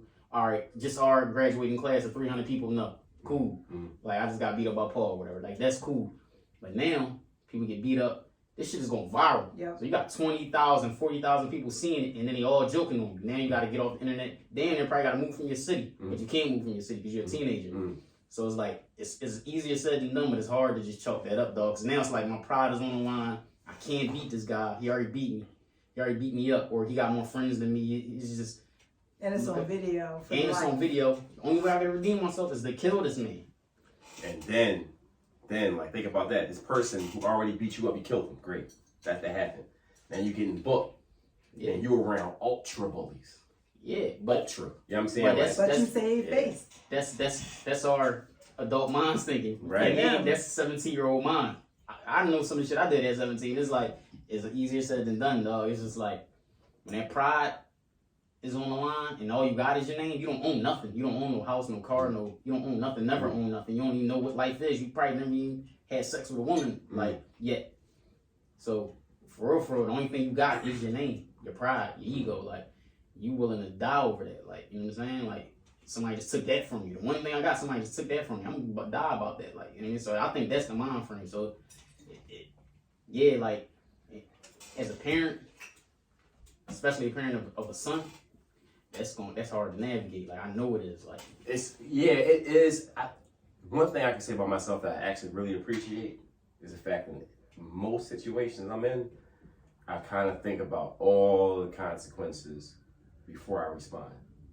I think of all that shit, every last bit of it, who I'm going to unpack, what could happen, what I know I could do, and hence why I really appreciate how Chris Rock responded. Like, and that's a level of strength I would love to see in our community more than anything else. Because think about it, our ancestors. Think about the humiliation they had to suffer to be where we are. Period. Like, dog, come on, dog. It ain't that deep. It ain't that deep. You really gotta think about all the consequences. All right, cool. Boy beat you the fuck up. We watched odds, nigga. Like, you can be locked up with an IDBC ass nigga. Like, word, he beat you up? Okay. They gonna rape you every fucking day for the next, for life until you kill, until you murk yourself.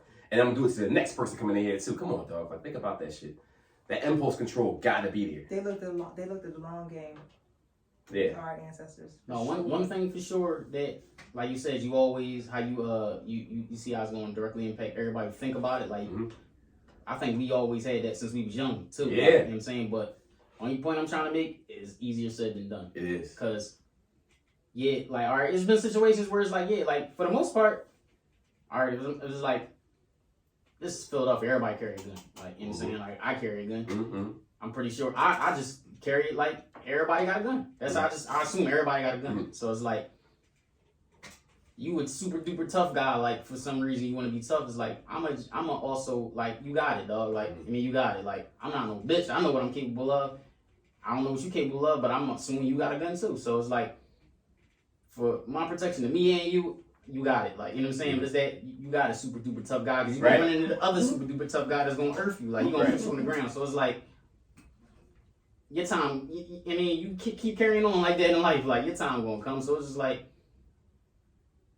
but for a 17-year-old, that's 40,000 people seeing it, and it's like, I don't know, man. I just see how I just think it's tough, man. Like, even though you can have, because I don't know what it's like to be on Instagram getting knocked out. Like, you know what I'm saying? People laughing at me because I got knocked out cold on Instagram. Like, and I'm on the side of the curb, like, you know what I'm saying? Like a piece of trash. And they had to pick me up in my lifeless body, like, and I'm seeing it, like, and I don't even remember that shit happening. And they most likely did it to get that response. Like, it wasn't just like, oh, they happened to be there. Like, it probably was like revoked. Like, the stuff that they do is so weird. It's like they set it up. Yeah, they set, like, it was planned. Like, they set this up. Now I'm on the curb, and then it's like, fuck 40,000. This shit got 1 million views, and I'm seeing grown ass adults in the comments, like, with the laughing emojis. They laughing at me. Right. Grown ass adults. That's my parents' age. Then you got the kids. You got girls. I'm done out here. My life is over because I ain't did shit yet. I don't own it. That's their world. Yeah, that's their world. Like, the internet runs so much shit, man. Like, I say it all the time. To your point, bro, that takes a tremendous amount of strength to be able to show that kind of restraint. Because Chris Rock experienced that. That's crazy. Like, everything you built up to this point, to be humiliated like that and then show that kind of restraint, that is a level of courage and restraint and power that the average person doesn't have. And I think that needs to be kind of stressed more than anything else. If you're a grown ass man and you've seen a child literally getting jumped and you laughing at that, that's why I don't be looking at other people's pages. That shit is fucking nonsense. Because there's certain things like, something happens to me wouldn't really be that bad. I don't carry guns, but I got body armors, AR, drums, all that shit. If you touch my family, I'm gonna move on you completely different. That's different. That's different. But me personally, no, bro, it ain't worth it. But my family, that's the only thing that I stand for. Period. You know what I'm saying? Like, that's different. Because if something happens to my children or my wife, in that capacity, I'm gonna do something where nobody gonna think that shit's fucking hilarious. Be a bunch of like, this nigga is fucking terrorist. You know what I'm saying? Like, and that's where we need to be at. So when I saw a man stand up for his family in that capacity of marriage, if you want to do something to somebody, do it for your family. Do it for something greater than you. Fuck your opinion. Fuck public opinion. I don't care what you think about my wife. Nigga. Like, this is the second time you put up her name at the Oscars. Like, fuck her. I'm trying to keep making my wife the butt of the joke at the Oscars. Like, the second time you did this shit, I'm gonna slap the shit out you. I'm in a room with you. You know what I'm saying? Like, no, dog, like, we need to be fighting for marriage because, at the end of the day, as black folks, you gotta think about our ancestors to a point where you would have a man who would literally see his wife being sold off. His daughter being molested, or even his son being sold off in front of him. Our family dynamic in the black community has been devastated for a long period of time. You gonna fight for something, fight for that. Do something for that. Fucking be a terrorist for that. I'll respect it. Fuck that. That's why all these people, like, he need to leave her. Like, cause she came out and was like, I don't think he should have slapped Chris Rock. She said that? Yeah, she made that statement or whatever. But, like, that's her, whatever. I'm sure him and her had a conversation. Like, I'm pretty sure we'll regret doing that shit. But at the end of the day, people like, oh no, he need to leave her. Like, people just be like, he need to leave her. Like, they not married. Like, people that's not married saying that shit. Like, come on, bro. Like, yo, man. No, dog. Like, yeah, I would show you a whole. There's a balance to everybody, and like, no, that's a whole different dynamic. And you know what? And that's that. You know what I mean? Like, we'll keep it going. Keep this shit going so they can bring out more content. You're so bad, Paula. 20 minutes of content can lead to like fucking 5 hours of more content. Yo, you're gonna be looking at your phone for like 50 days trying to figure out how to edit this shit. No, I'm gonna put it out raw. This is gonna be raw. Whoa. Yeah, it's gonna be raw. I got a good half hour, dog. Cause Did my you wife. record that? Oh no, yeah, you better get it right. You better get it right. Yeah. It's Sunday. Cause it's nice outside today. I get out with the family today, man. It is. Keep going. Yeah, keep going. Let's go. Well, like one of my homies who all on this, and you got same rings. I just got it in my mind. I've always been into it. And some people like they just want to get off their sexual fantasies, whatever the case be, and that's cool. But for me personally, I can't deal with you because there's two guys walking around in this world that can say, like, and it sounds insecure and all that, but they can say like, you know what I mean, like joke on me, like I just can't. Like, it was 4. Me and him. I don't even know him.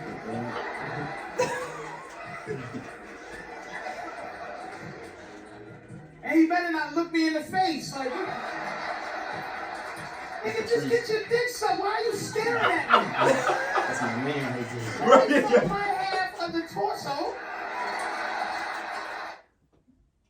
Patrice O'Neal is the reason why I'm super duper duper. When COVID first hit in the shop, I was super duper protective of everybody around me. This nigga had diabetes. If he go COVID, it's a wrap for that nigga. Like, he died without that shit. You know what I'm saying? So that's why I love Patrice O'Neal. Yeah. Wait, he passed away? Yeah. He died of diabetes. Yeah, he had diabetes. So people, he's a top comedian. Like he would have been up there with Dave Chappelle and live because they the same type of person. Don't give a fuck about what you're. Like he would have been, especially in this climate where it's like this super like cancel culture and all that. They would have been on his ass. He don't care. He don't give a fuck. He don't care. And that's what power is, when you really are true to yourself to a point where other people's idea of you doesn't matter to you. You know what I'm saying? Not like a sociopath where like they don't even understand empathy. They can't even empathize with you. Somebody who really does understand themselves and they don't really care what you think. And I mean that to exist in that space. But when COVID first hit, I know about COVID, I'll probably be perfectly fine. I worried about people who really couldn't fucking. You don't know who got diabetes. It's really rampant in our communities.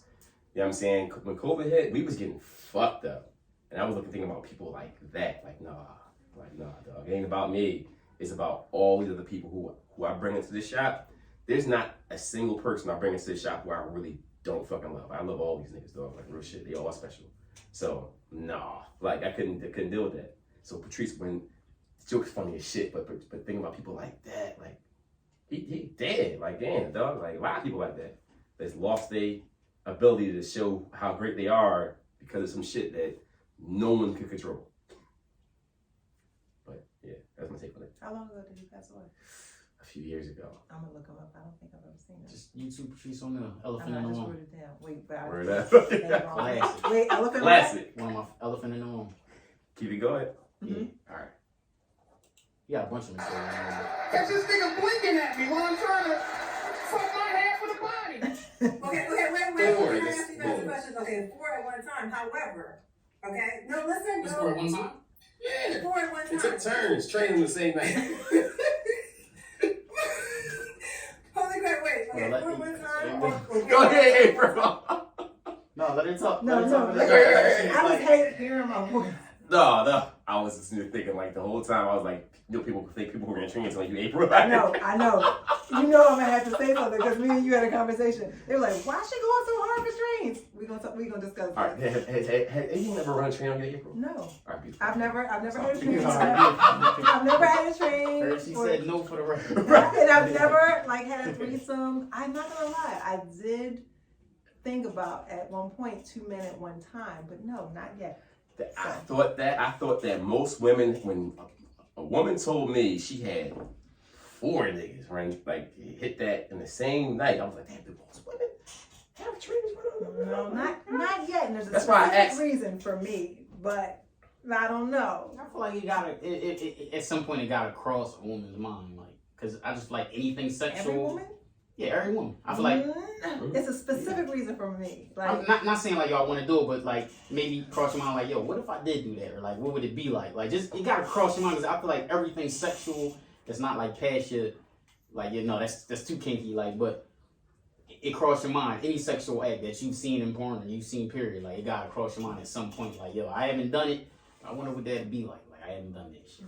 I think that sexuality is only viewed from a male perspective. So if men who do trains enjoy like doing trains, you have to realize that a woman would want a train done on them. So like, we just gotta be mature about the shit. Like, not everything's for everybody sexually. Yeah. You know what I'm saying? And I think that and that spirit, like, man, like, it is what it is. Like, some people. And going back to what we said about how like society dictate what, I mean, how many women do want to get party but feel like they can't because it's like, damn, they gonna look at me, society say it's wrong. Like, but they want that though. Like, you know what I'm saying? Like, they say that's right or wrong. Like, Same time too, yo, just in the general, like, having sex, like, shut your fucking mouth, bro. y'all having parties. Keep that shit between y'all, dog. Like, that's what I said. Everything gotta be told to the next person. Like, you take some shit to the grave with you, man. That's cool. I take a shit to the grave. I'm sorry. You My person is gonna know everything, and that's how I'm gonna find out whether they're my person or not. Because if they don't accept it, and if they judge me, they may accept it. They're judging you. You're right. they can accept it. They can judge me, but if like some things is better left unsaid. Like they'll like you told them, so the cat is out the bed, but it's like, yo, I ain't need to know that. Yeah, you like April, you're an actress. Like if I was as a civilian and I came across like a Halle Berry, I'm thinking Monsters Ball the whole time. You're thinking what? Monsters Ball? You let Billy Bob Thornton do that shit to you on camera, dog. Like, it's just a lie. It looked like it was porn. Like, I was like, I gotta see that. Like, in my mind, we're very visual. I gotta see 4 men hit that at the same time. That's fucking crazy. Like, you know what I'm saying? Like, Halle Berry and Billy Bob, that's art. You know what I'm saying? That's an art form. And that she didn't get a fucking Oscar until she let a nigga like that hit that. I love Billy Bob. He probably voted for Trump too. Fuck that. No, he didn't. How do you know? He didn't seem like a type of way. No, he thinks outside the box. He's super weird. I don't think I think he's very much so a liberal. But if he's not, then yeah. I canceled the fuck out of Bruce Willis. He's really? Yeah. He's a Republican? He was a staunch supporter of Donald Trump. Like, so when that happened, I was like, Die Hard was one of my favorite movies. This is a lot of people that came up. A lot of people. It's like, I'm not canceling nobody for their political views, but it's just like, when you got them political views and it's like, you got those little racial undertones, it's like you fuck with that person because of this racial shit he on, that's when it's like, all right. But like, if you were conservative and you like, I'm a liberal, but I got some conservative, you know what I mean, with me. Like, I got some conservative things that I agree with. Like, you know what I'm saying? Like, me too. So, like, I don't think it's all wrong, but I think the core things that they disagree on, I'm more on the liberal side. But I'm not canceling somebody just because they voted for Trump. But if it's like, yo, he, Trump was, tossing the things at the Puerto Rican people or whatever, like, the whatever, paper like, towels, yeah, or like, or you agree with him on his the Mexicans are trying to, they got a whole caravan coming up to you on that type time. It's like, that ain't got shit to do with nothing. Like, come on, man. Like, it's all about that race. You want some racist shit. You want some racist, like, for me, like, again, hindsight's always 20/20. I appreciate the fact that this nigga Trump never got us into any new major conflicts. In fact, he was trying to get us out of them.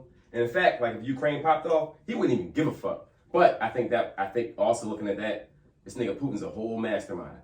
Like, to know Americans are so fucking dumb, I can influence them with social media to elect a nigga like that so I can do what I'm doing in Ukraine. That's mastermind shit. Period. Like, I don't even think it's like the thought process is Americans are so dumb. You know how like China regulates the internet and then it's like Russia, I don't know they regulate it, but I know they very similar to China in how they politic people or like they govern people, I should say.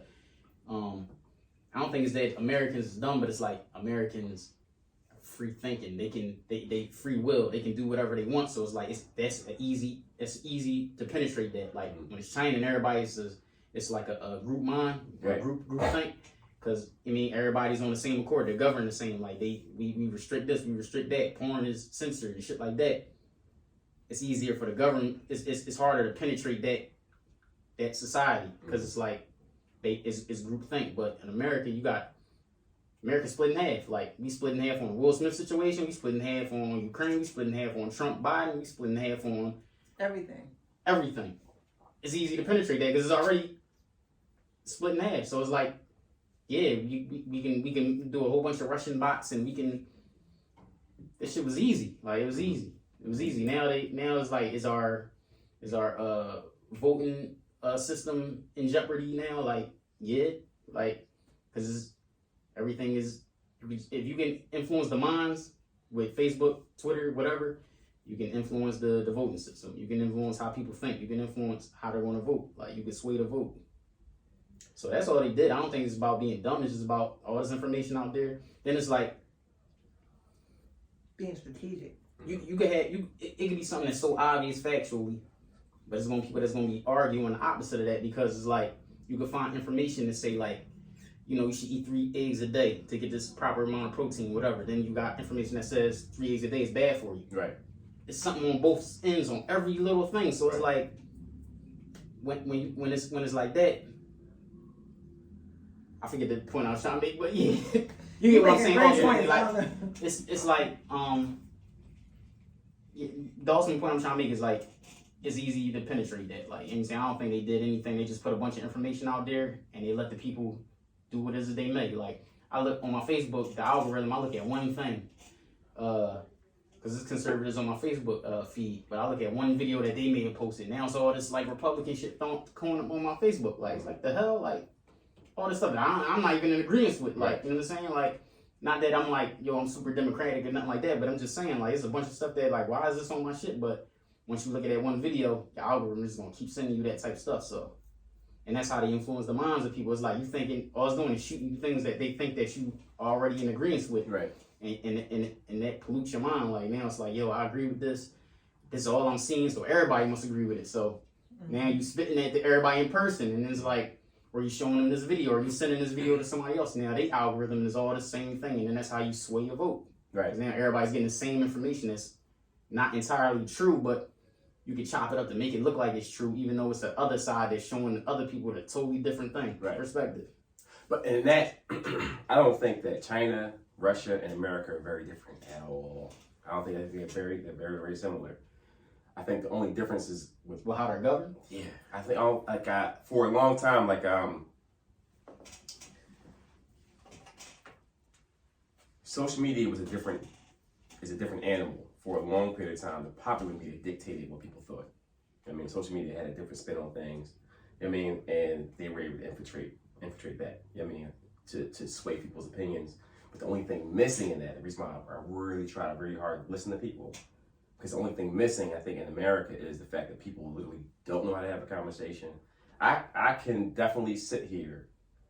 I appreciate conversation with people I definitely disagree with, as long as we can have a conversation. If I disagree with you staunchly and I can't have a conversation with you, fuck you, dog. Like, cause there's no room for growth there. You know what I mean? So I really try to make it to a point where I can really try to understand where you're thinking, because it's always gonna be a middle ground there for me. Mm-hmm. You know what I mean? I think that's the part that I think that they really harped on. Russia, China, and I think Iran's also embedded in that type of influence. Like if you talk about influencers can kind of dictate how you move. Mm-hmm. They took full advantage of that shit. Like, yeah, these motherfuckers, I'm gonna jump in that shit, make them do this. Like, but I think in that same breath, I appreciate certain things about that boy Trump that I don't appreciate about Biden. I don't appreciate the fact that we're sending $800 million to Ukraine. Didn't like another 800, didn't they? Or you just approved another 800? Yeah, or a couple billion, and you couldn't even eliminate student loan debt. But Trump wouldn't do that either, because he was heavily influenced by the conservative movement. But at the end of the day, the average American or average citizen, maybe the average person worldwide, they don't sit back and really try to listen to you, to really see if they can find some type of middle ground. And I think they saw that and took a full advantage of it. People take offense if you aren't in agreement with them. They think you disrespecting them for not agreeing, or like having your own opinion, like a lot of people. So it's like, we can have different opinions, we can agree to disagree. Like you had your stance, I know why you got your stance. I think your stance is bullshit, or like you got that stance because, like basically I just chopped your whole stance up, and you still sticking with it, and it's like, all right, like, but I mean, at the core, it's like you got this stance. It's like, yo, that makes sense. Why you think like that? I still disagree, but Right. I agree with why you agree with that. Like, Right. man, so we can agree to disagree. Yeah, some people take that as straight disrespect. Like I just see the arguments like on Facebook, like people post a video and then just with the what's the kid Rittenhouse. Mm-hmm. People for some reason it should be on my timeline. I'm all crazy like, but people it'll be something about Kyle Rittenhouse, and then it's like I just go through the comments just to see what people talking about. I mean, I just be wanting to see what people on like. I mean, some people in agreement, and then some people like yeah, he should have. They got what they deserved, and like I'm like damn, like, and then there's some people that's like arguing the opposite end, and it's just to see the arguments on both sides. People don't be wrong to know what the fuck they be talking about. They don't know the facts of the situation, but on top of that, they just don't know how to even articulate or argue the points that they trying to make. But the law is the law, and if you're going by the law, Kyle Rittenhouse didn't act unlawfully. Mm-hmm. I'll say it like that. Like you get emotions aside, emotionally, like, it's fucked up. Like I mean, 2 people died. Them people had families. And then he doing like a whole media press and all this weird shit. Like, but lawfully he wasn't in the wrong. Be going by the law, but you going off emotions, and that don't really matter. And I mean, like it mattered, but it don't matter. Like when it comes to like, yo, he should be punished for this. Like, Decision's already made. Like I feel like it's wrong. I feel like you're a nut ass dude. Like, you know what I'm saying? Like, but my opinion don't matter. But I mean, we going strictly off the law. Like, they let him off. They let him off, and you know, like this is a racist country. He killed 2 white people. Yeah. I mean, like his motivation might have been racist, or we can't even really say that. Like his motivation was to go. His motivation was more political than racist. I think. Like I don't know. Like I feel like he was there. He was there on some. People was looting. Yeah, you could say the majority of the looters was black, if they want to say that, or people not looters, but the people that was uprising or whatever, like destroying the community, whatever was going on. They could say that those people was black. And that's why he was there with his gun. The fact of the matter is he didn't kill black people though. So like, what's the racial component? Mm-hmm. They try to make they try to make a conservative liberal argument a racial argument. Right. Like all black people are liberals when they're not. My dad is conservative. Like, right. You know what I'm saying? Like I said, I feel like I'm a liberal at the core, but I got conservative views. So it's like I'm just not. I'm willing to hear both sides. I'm just not like, yo, you know, black people's Democrats and we got to be Democrats because, you know, they say black people's Democrats. And it's like, and I'm also look at the facts of, like, before you have a comment on the Kyle Rittenhouse situation, no matter how you feel about it. Like I said, I feel like you're a piece of shit. Right. No matter how I feel about it, what does the law say? Right. And did the judge go by the law? Did the attorney do a good, did the DA or the prosecutor do a good job in presenting, like, did y'all looking at any of that? Or y'all just going on how y'all feel about the thing? Like, it's interesting because, like, this why again back to the media and influences are extremely important. But reality is there. Dr. Parham will always say there's a truth and there's facts, right? I remember I was talking to a friend of mine who's also conservative, and I used an example of like when I left the shop and I was riding home. This is after that the young bull got killed. In West Philly, he had a knife in his hand and cop shot him 13 times. Right? He had mental health issues, but he was killed by the cops. They shot him 13 times, right? And then I was riding home that night. I mean, you know where I live at. So I was riding home that night, and I didn't know what the fuck was happening. I wasn't watching the news. But then I was trying to ride down 54th Street. Couldn't go down 54th Street because it was like pedestrian cars just blocking 54th Street. All right, cool. Take a right. 55th Street's blocked off by pedestrian cars. 56th Street's blocked off. I think I wound up going down 58th, and that's like right near the cop precinct. So I see like the civilians like yelling at the cops, where the case may be, and I was like, I don't know what the fuck is going on, but if you a cop at this point in time, you gotta be bitching. So then I rode home. When I went home, I looked at social media. And these young boys on like their stories, they doing donuts around a barricade that they set up around the cop precinct. And the barricade they rode with 4-wheelers is no gun zone. In West Philly, no gun zone, no guns in this area. Them niggas beat the fucking brakes off the cops so they ran away. So conservatives always stand by that Second Amendment. There was a society in Philadelphia who sees like whether the young boy, they knew that he shouldn't have been gunned down the way he got gunned down by having a knife in his hands. However, they responded was the way somebody who is a Trumpster might think, like, you know what, we're going to go and do this insurrection because we feel that the government's not responding. We got to take the Second Amendment into our own hands, and we got to do what we got to do because the government is not going to respond the way we see it should. Our community did that with no guns. It made the cops run away. If I explain to most conservatives like how they responded in that capacity, and I then break down to them the difference between what's happening on the streets versus the media will show you that every Black Lives Matter protester is a looter. And there's 3 groups out there. There's one group that suffer from so much poverty that they're going to see opportunity. So they're going to loot because it's available. It's easy. We can do this without Repercussions. Repercussions. And they have no choice because they don't have shit. They don't have anything. That's just how they're gonna maneuver because that's what poverty can do to you. There's another group out there that's a protester. They understand their First Amendment rights, and they're gonna use that to the fullest. You know what I'm saying? As much as they possibly can. And they're not really looting. They just there. They're just yelling there and barricading and blocking and just obstructing. They're not really. They're protesting. They protest. They're using their rights given by the government to do what they do as U.S. citizens. And then there's revolters.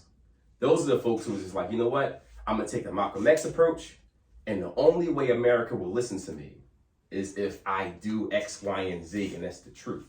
If I react the way all groups were out there, but the media only focused on one group.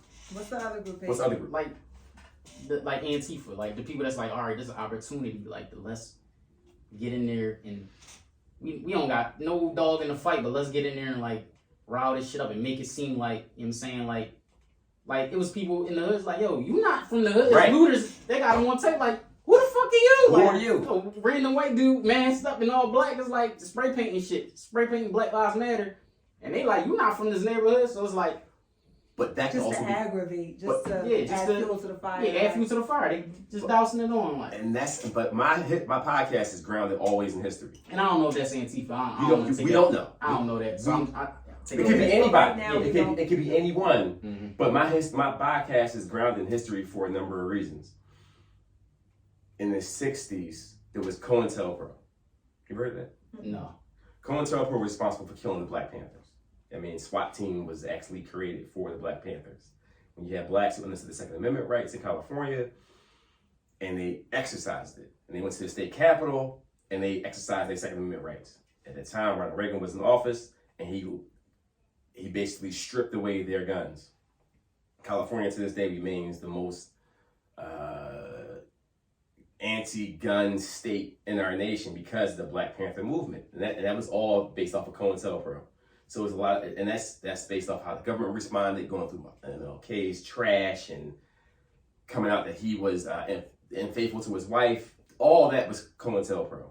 So there's a lot of those movements working at one time. But if the media takes hold of it, the media is only going to portray one segment. They're going to say that everyone's a looter, and they're going to project that out to society. Mm-hmm. And the society is going to vote based off of what they see. Mm-hmm. I mean, and the influence is real. You know what I mean? So, end of the day, if I'm talking to you, I mean, I'm really gauging to see, like, does this person have the ability to think for themselves and to really be objective about what they're seeing? Yeah, you got people that do no research, no nothing. They seen a clip on Facebook. You got some people who's never interacted with black people. The only thing they've seen is how to, South Central or whatever, Boys in the Hood or some shit like that. Like, that's how black people carry. So you wonder why they scared to death of black people. Like, they never even interacted. Like, it's people in certain parts of the country just never, their town is all white people. Right. Never had it. So then they moved to a big city, and it's like, yo, they really be fearful of black people. So, like, media, the chokehold the media got on people, period. And I'm guilty of it too at times. But it's like, once you're mindful of it, it's easier to, like, sit back and, like, really, like, all right, like, generalize. Yeah, like, all right, I know the media didn't I know what the media does, like all this propaganda and shit like that. Like this ain't real. Like, you know what I'm saying? Or like if it is, let me look deeper. Let me do my own research and figure it out. Like with the Kyle Rittenhouse shit. Like let me figure out the facts of this case. Like, you know what I'm saying? Like, and not look at it from an emotional standpoint. You know what I'm saying? Like, was there a misjustice here? No, it's fucked up. I mean, it's like them people didn't deserve to die, but facts of the case, they different. Like, I mean, they tried to, he was carrying his gun lawfully. They tried to take his gun from him. Right to act lethally, like within the eyes of the law. Right. I mean, all right. So, I mean, our Second Amendment was there. We really look at being objective. Really quick, because I'm like the worst in terms of the law and everything. What is the Second Amendment? The right to bear arms should not be infringed. Okay. It's very vague. It's just there. I mean, like, there's a lot of history that should just not be infringed. You know what I'm saying? Like, and you could take it however you want to take it, but at the end of the day, like, this is a nation where you have the right to carry arms. And the thought, and the reason people fight so hard about that, right? Because I feel like it's points in times where I feel like, man, yo, guns gotta go. Like, they gotta go. Like, I mean, that's just how I feel. Like, it's like, yo, every time I see a shooting, that's just, was that worth being shot over? And you see, and now it's like with the internet, you see the shootings and shit, and it's like, they just be arguing, the guy whip out and shoot him, like, point blank. It's like, damn, like, I'm like, yo, guns gotta go. But the thought process of, like, people fighting so hard for these guns, or like, yo, no, we got is to stop, like, tyrannical governments, like, from just, like, taking over the nation. It's like, all right, like, we can fight back because we got the guns too and shit like that. So that'd be people's thought process, but that don't really be, like, I mean, that could happen, I guess. It has happened in history in other places, but that's not, I can't even say that's not why people, I don't know, but that's the mindset. Mm-hmm. So suppose like I was riding home and get pulled over by the cops.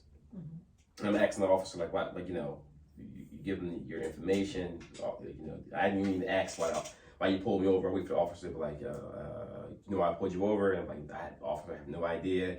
My frustration, give you all my information. Get out the car. Blah, blah, blah. You're supposed to tell them beforehand, though, that you are licensed to carry, though. Mm-hmm. Is that how it goes, though, too? When I get pulled over, I pass all my driver's license, gun license at the same time. Suppose you do all that. Yeah. And you have somebody who basically, you're speaking to him or her, and they're telling you, like, shut up. So already you violate my right, my First Amendment right. You know what I mean? Like, or, because it's all subjective. Right, all these rights are subjective. Suppose you feel like, wait a minute, as an American citizen, you're violating my rights as a human being, regardless of your race. I took the Carl Rittenhouse response, and I was like, you know what? I feel like this person's infringing upon my right to exist in this nation. I'm doing everything as an American citizen. And I decided, well, you know what? I'm gonna take my Second Amendment because you're violating my first, and I do this from a cop. Would the Carl Rittenhouse defense stand? You know what I'm saying? If you're a black man in this nation. And I think we really need to look at that because... If Carl Rittenhouse was a black person, facts. Would he have got off? Fuck no. That's always a question, but the fact that, I mean, you always know it's that, and those are little fucking games that they play, like... Right.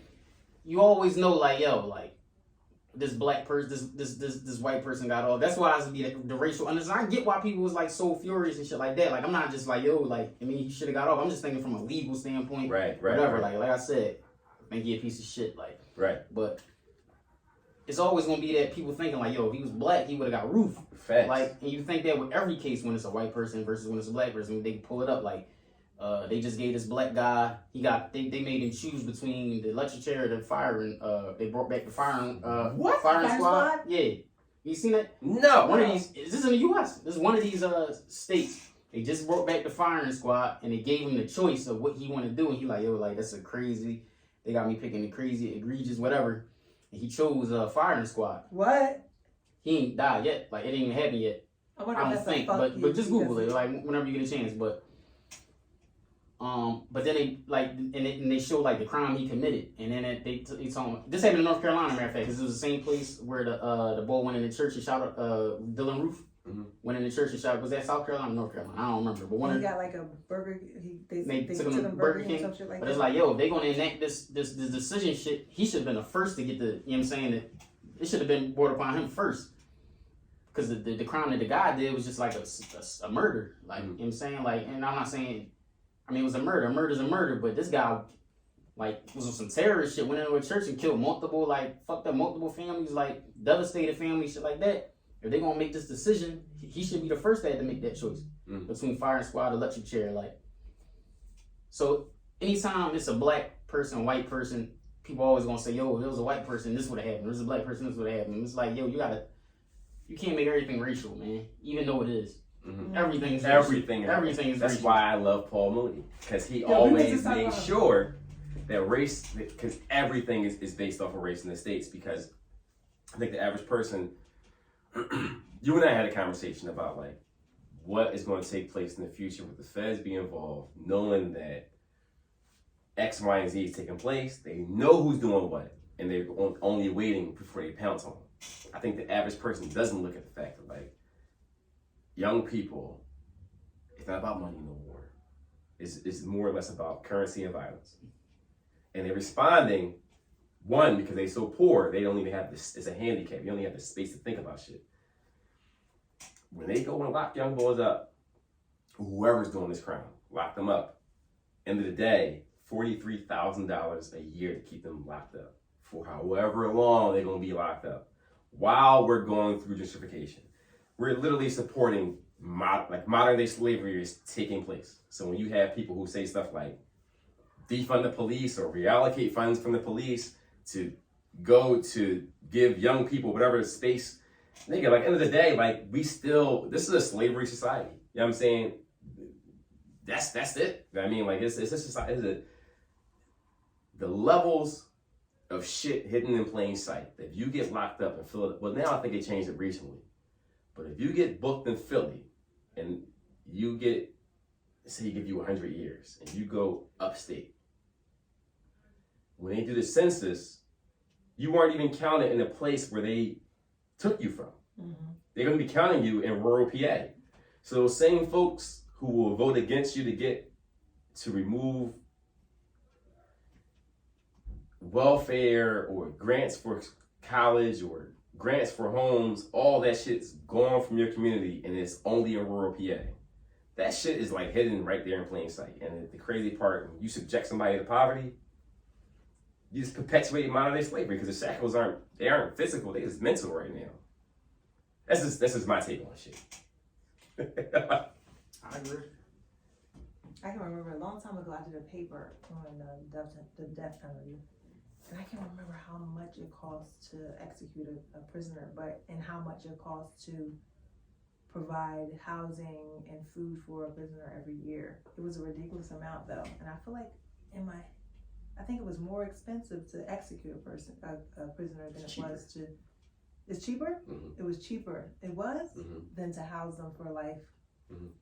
Yeah, I don't know the facts, but in my mind, it just makes sense that it'd be cheaper to just kill somebody and fucking take care of a whole person. Suppose I give you got somebody over here who has 50 years and he's tried as an adult at 16.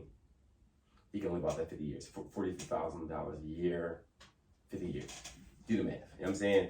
Versus somebody who's just like, all right, you're 16, try as an adult, I'm gonna give you a death penalty in 10 years. It's cheaper to kill you. So that's why they would prefer to have people in jail for life and for a substantial amount of years as opposed to the death penalty. I don't agree with the death penalty personally, but wow. I mean, if something happens to my family, I'd rather you be in prison forever because I think that's a horrible existence. You're just buried alive. I mean, me personally, but versus somebody that's killing you, that's like, I'd rather you just be there. You know what I'm saying? Like, I'd rather you just be there. There's so many people that are in jail that are innocent. That's a whole other thing too. When I was doing the research, I can't even remember. I gotta try to find the paper. There are a lot of people that are in jail that are innocent, just based on not having the money to 10% to fight it. Yeah, 10% of the nation is like that. Yeah, but again, like my podcast is strictly related to history and facts, dog. It's why a lot of times when I do the research behind these episodes, to you it might be 20 minutes. To me, it was 60 hours. You know what I'm saying? But we're pulling a lot off this shit. And look, we're gonna put it out in this fucking rawness. So maybe we veered from gangbangs and trains and body counts. So like, you gotta take that name out. You gotta take that name out. What's up? Yeah, her name I said at the beginning. Yeah. Oh, obviously, yeah. Don't forget about that. That is not, yeah, trust me. That's already in my head. That's early on. That's easy to like. Yeah, that's easy. Keep it going. I got. You got like 20 minutes. Yeah, like 20 minutes. 20 minutes. I know it. It's all right. We only 4 minutes and 35 seconds in this shit. Damn. Good period. Like I'm there 100% with you. But what's the difference between 4 in one night and 4 partners period, or like 40 partners? So you'll take a person who has, and I don't subscribe to that whole like bodies, numbers, and all that. I can care less about that. However, Me too. Okay. All right. So you don't care about. Okay. Even some people like, yo, if you're not willing to go with her long term, why does the body count matter? I don't care if I'm willing to go with her long term. Her body count doesn't matter to me, unless it was a train. No. I can't say that, but unless the numbers are like astronomical, where it's like it's don't even like what the it's just as bad as a train. Like it's like what's astronomical? Astronomical is like it's just not even. If I told you the number, you wouldn't even think it's real. You think the person was lying. Like 500 or something like that. Yeah, like Chamberlain supposed numbers. Like you do the math in your head, it's like yo, that's like 50 bodies a year, 30 for 20 years. Like so that's ridiculous. Like you know what I'm saying? If it's them type numbers, but other it's like normal numbers, like guys and girls have sex. Like what's normal for our age right now? What's normal for you? I wouldn't. If I'm dealing with a woman that's my age, like that's my age, I wouldn't care about her body count. Like at that point, it's like I don't remember my body count. I know she probably don't remember her, so I'm not gonna get a real answer. So it's like, what's the point even asking? But if a woman is dealing with the astronomical numbers I'm talking about, she has a reputation around town, so I'm gonna hear about it regardless. So I wouldn't be dealing with her anyway. You know what I'm saying? So some hookups do indeed have the potential to harm or benefit well-being, and some people are more susceptible to that potential. So whether casual sex is good for you or not depends on who you are and how you do it. There are many factors that this relationship can depend on, and I couldn't possibly cover all of them in one 18-minute talk. But one critical one is authenticity. Doing only the kinds of things that are fully in line with who you are, your beliefs, your values, your desires, your needs. You know, casual sex is not for everyone. Nothing sexual ever is, really. Due to differences in nature, nurture, and life circumstances, some of us have a much stronger general need for sexual novelty, and much greater comfort having sex with people we don't know very well. So figure out where you are on this spectrum. You know, is hooking up with people you're not dating something that sounds enjoyable, exciting, an important experience to have, morally acceptable to you? Would you be hooking up with this person even if you're never going to see them afterwards? If the answer to most of these is no, you shouldn't really be doing it. Doctor. All right. That was me having a conversation with my children in advance about sex. This whole thing we did was talk to my children about sex in advance. That was the whole reason why this segment stood out to me, and it had to be separated from mindful parenting. you mean you gonna play that for him? Yeah. Go ahead. All right. When you're of age, okay, got it. Does that make sense to you? Like, what we're talking about in the grand scheme of things, it really doesn't matter how many body counts you have. The trains, like basically the pay, or the body counts does matter to somebody in the long run. But at the end of the day, like, what we did talk about was what society may deem as socially inappropriate sexually. Knowing who you are and what your boundaries are is very important. So it's more or less in advance having those conversations with my children in advance. My kids like 10 and 9. I mean, I'm gonna play this for them. And me personally, if I hear the train situation, the gang bangs and all that, and fucking being for the community, and they say, "Ew," mission accomplished. Like from the rip, like so. Conversations. Yeah. At the least. So talking to y'all, literally reconnecting with people in my childhood and talking about stuff like this was way more important for my children. That's why I did this shit. If that makes sense. All right. Keep it going. Yes. And that's and just to feed all that, that's important that because some people go through life not knowing what's like how people look at certain things. Like, so that's might be why she felt comfortable with telling you that she got the train ran on her because nobody told her like, yo, that's not acceptable. Like, you shouldn't be doing that. You shouldn't. If you do that, you shouldn't tell nobody. Like, she probably had people like sometimes like people be like in the they call it like an echo chamber of delusion. Like, because you got everybody around you, just your circle telling you that's cool. Like, I mean, like this girl posted on her birthday, she big as hell, like Lizzo, like, and she took like, nah, girls just they professional photos. She got like naked professional photos, but like just covered up like the parts that you're not supposed to show, but she was naked though, like sitting on a stool, but like chest covered and like her hand like covering her side, but like her ass is out, legs, everything, stomach, everything out. Biggest that shit look disgusting, man. I'm sorry, like you know what I'm saying. But I'm looking at the comments, and it's just the echo chamber delusion. Just people just telling it, yes, bitch, like you killing it and shit like that. And I'm like, nobody gonna keep it 100, like, cause, and it's all women telling her this, but like, when she go out into the street, is she getting that same embrace? No. Like, keep it 100 with her, like, you know what I'm saying? And maybe she'll, cause looks aside, that's just not healthy, like, you know what I'm saying? It's not healthy, like, you know what I'm saying? Like, but nobody keeping it a buck with you, so it's like, you got your immediate circle telling you exactly what you want to hear, and that's might be what her immediate circle telling her, like, yeah, that's cool that, you know, you let 3-4 guys run down on you at the same time, and she thinking that's cool in her head, so let me go ahead and tell Paul, because that's fine, like, you know what I'm saying? So it might be, so it's good to hear, like, if somebody in that comment would have been like, yo, this shit look trash, like, take it down, like, you know what I'm saying? You're playing yourself. Somebody that, like, really cared about it, she valued their opinion, she might not have posted that shit, and in the future, she might know not to post shit like that until, like, maybe, like, this shit is cool and all that, but get your shit together, like, get it tight, you know what I'm saying? And then post it if you want to post it, but I don't agree with just posting your naked body online anyway, but definitely not, like, a super obese, I mean, naked body, like, you know what I'm saying? Like, yeah, I mean, this is my opinion. Like, no, your opinion is, I think, but I think the average person thinks like how you think. I mean, when you see somebody who's obese doing that, but there's also men out there who I know who just love fucking big women. But me personally, as somebody I look at working out completely different in the sense that, like, there's a person who doesn't practice self-care, who doesn't understand, like, me practicing self-care or working out. I work out in the morning time, dog. Like, you know why I work out?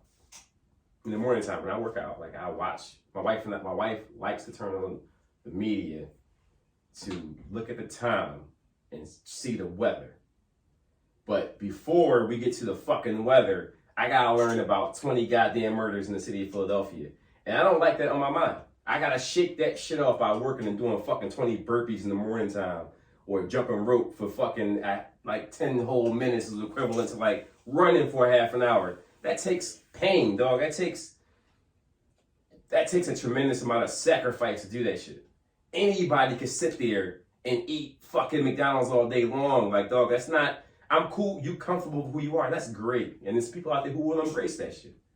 Not a lot, but people who out there who will embrace it. But that does show me somebody who doesn't take the time out to really, like, fitness sacrifice for themselves. There's so many layers, like with anything. I want to hear your perspective on that, for sure. You are a major for this. What's your thoughts on that specifically? I'm not consistent with my workouts, but I don't work out for body image. I work out for mental, because it clears my mind. It allows me to not overthink. That's why I work out. But I'm not consistent with it, so. Listen, everybody. Like, April's in great shape, like, right. But I'm not. I may look like I'm in shape, but I'm not in great visually, shape. you look like you're in great shape. Right. What are your thoughts specifically on if you seen this person that's... I love it. I love it in terms of... So body positivity.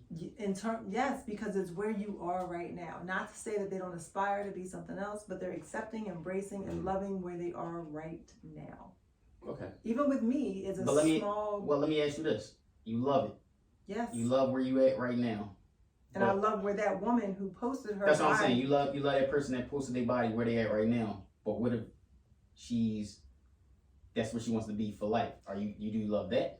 I love that she's willing to accept whoever she might not be able to get to a place where she's a smaller person, or she may not. There's so many layers in terms of like mentally why maybe she might not be able to get there, in terms of why she uses food as a comfort to kind of like. That's problematic. It's problematic.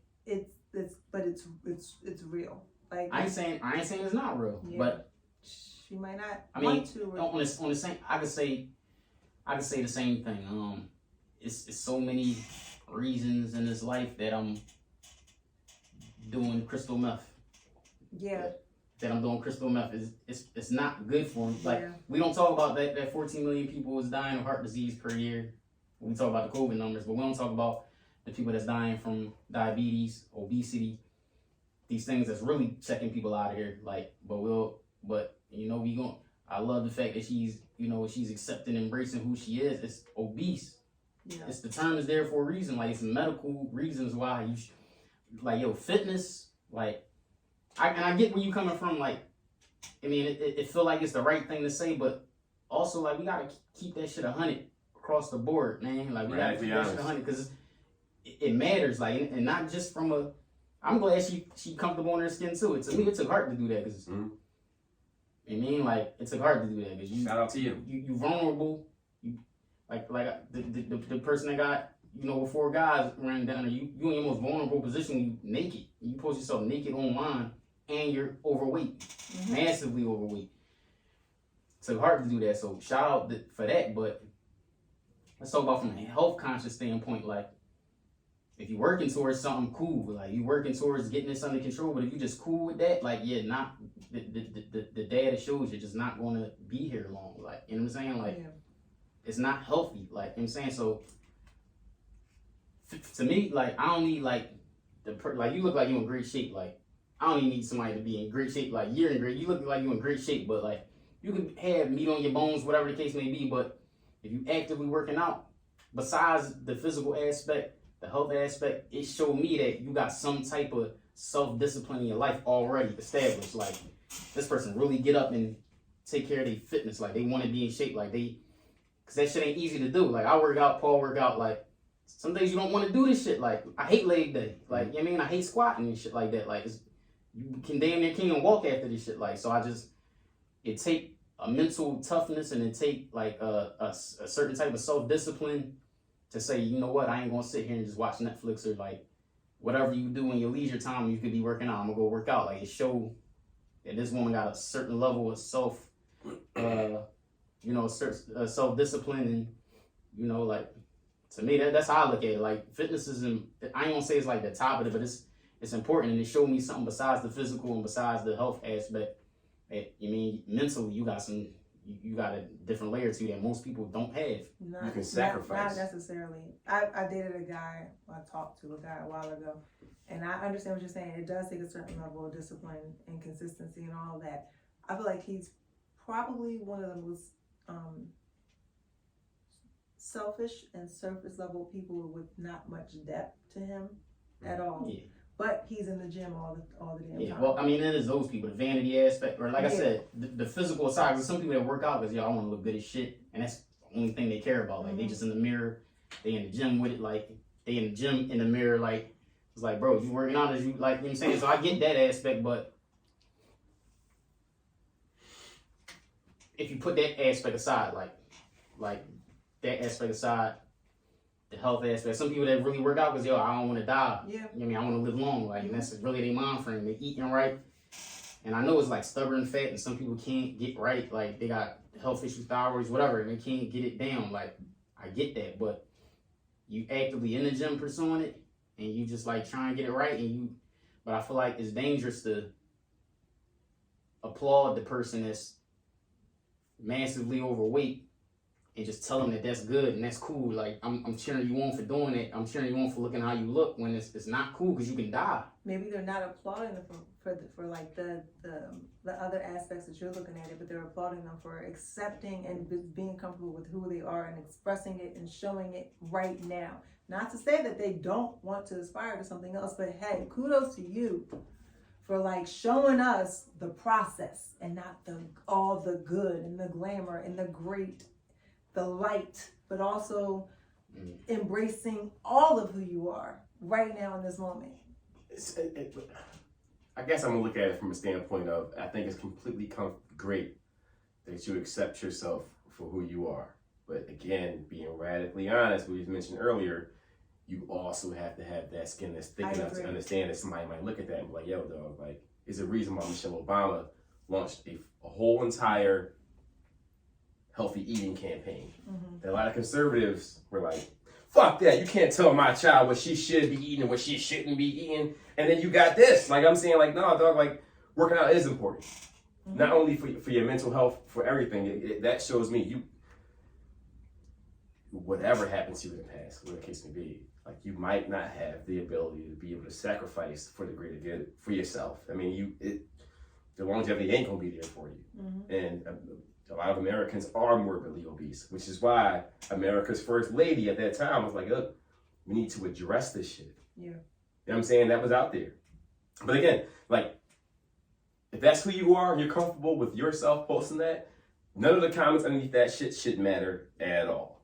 You know what I'm saying? Like, because that's who you are. End of the day, anybody's opinion of you doesn't matter. But our opinion, my opinion of it, no, you just look like a person who doesn't have any form of willpower. You can't say no to a goddamn cheesesteak. So Philadelphia might not be a good place for you to visit. So I pride myself on eating really well. I'm not consistent like I need to be with my working out, and that's just because mentally, like, it doesn't allow me to get to be in a steady place mentally that I need to be in, clear. But like yesterday was a jacked up day. I rested all day yesterday. I'm lactose intolerant. I should not be eating ice cream. I ate damn near a whole gallon of ice cream yesterday. Yeah, but you genetically blessed. But I don't have moments. I don't have moments like that often. But I was like, man, I'm tired, and I guess I had no self-control. I just kept going to the freezer and eating that shit. But I do, for the most part, 99.9% of the time, eat very, very well.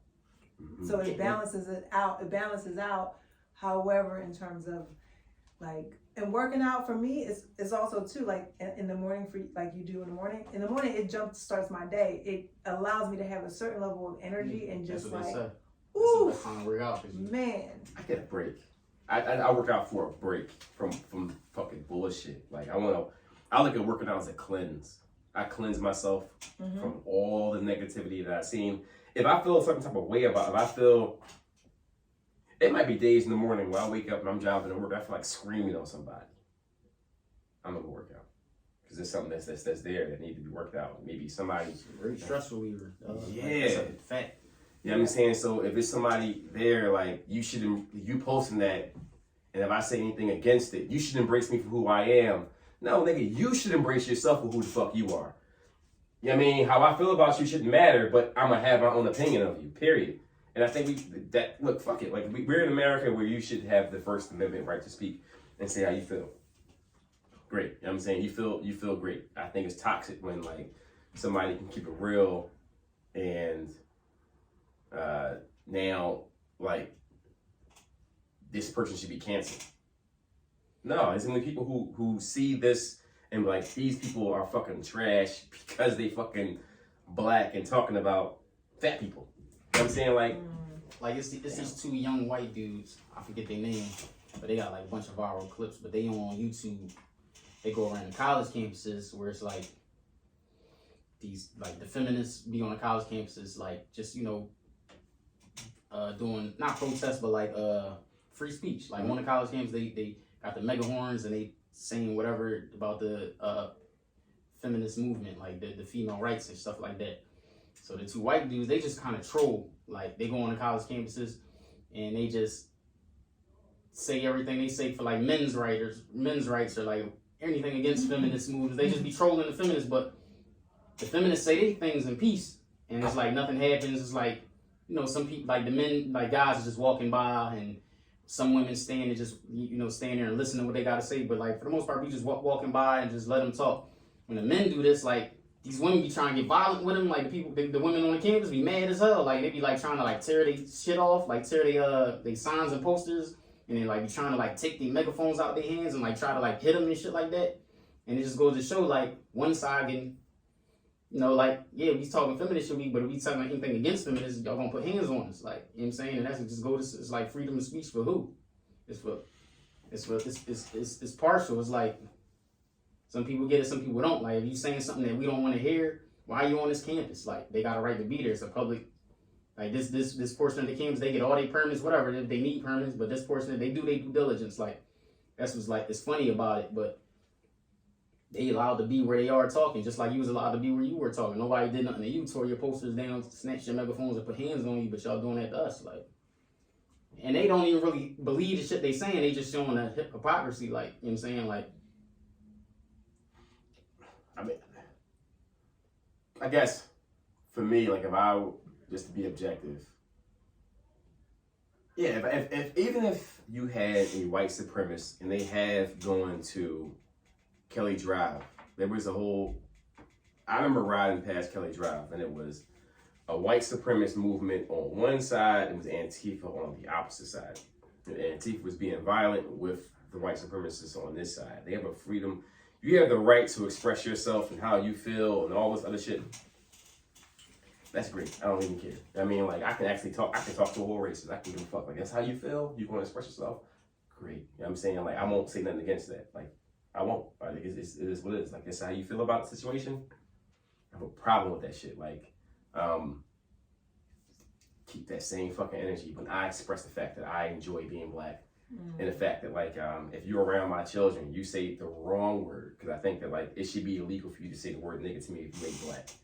I literally should have the right to fucking shoot you, punch you in the face, all that shit. Because we're just part of the nation too. You know what I mean? That's a little bit different. There are certain things that can tip the scale. You know what I mean? Like, you have the freedom of speech. Certain things like the nigga word is too much for me, personally. Everything else, go ahead, bro. Like, you wanna flash a swastika? Go ahead. Like, do what you do. But certain things, if you're a Jewish person who's seen a swastika, you might have the right to fucking do what you do, dog. Like, cause there's certain things you shouldn't be able to do. You know what I'm saying? Like, me going into certain parts of Oklahoma, flashing like in KKK territory, the Black Lives Matter movement sign by myself, nigga. I'm saying that energy is gonna be received differently. You have to understand that. You have to understand where you are. Look, if you have the skin thick enough to deal with that shit and you're strong enough to deal with that shit, great. Yeah, we are in America, bro. You have the freedom of speech. You have to also deal with the consequences for your speech and your actions.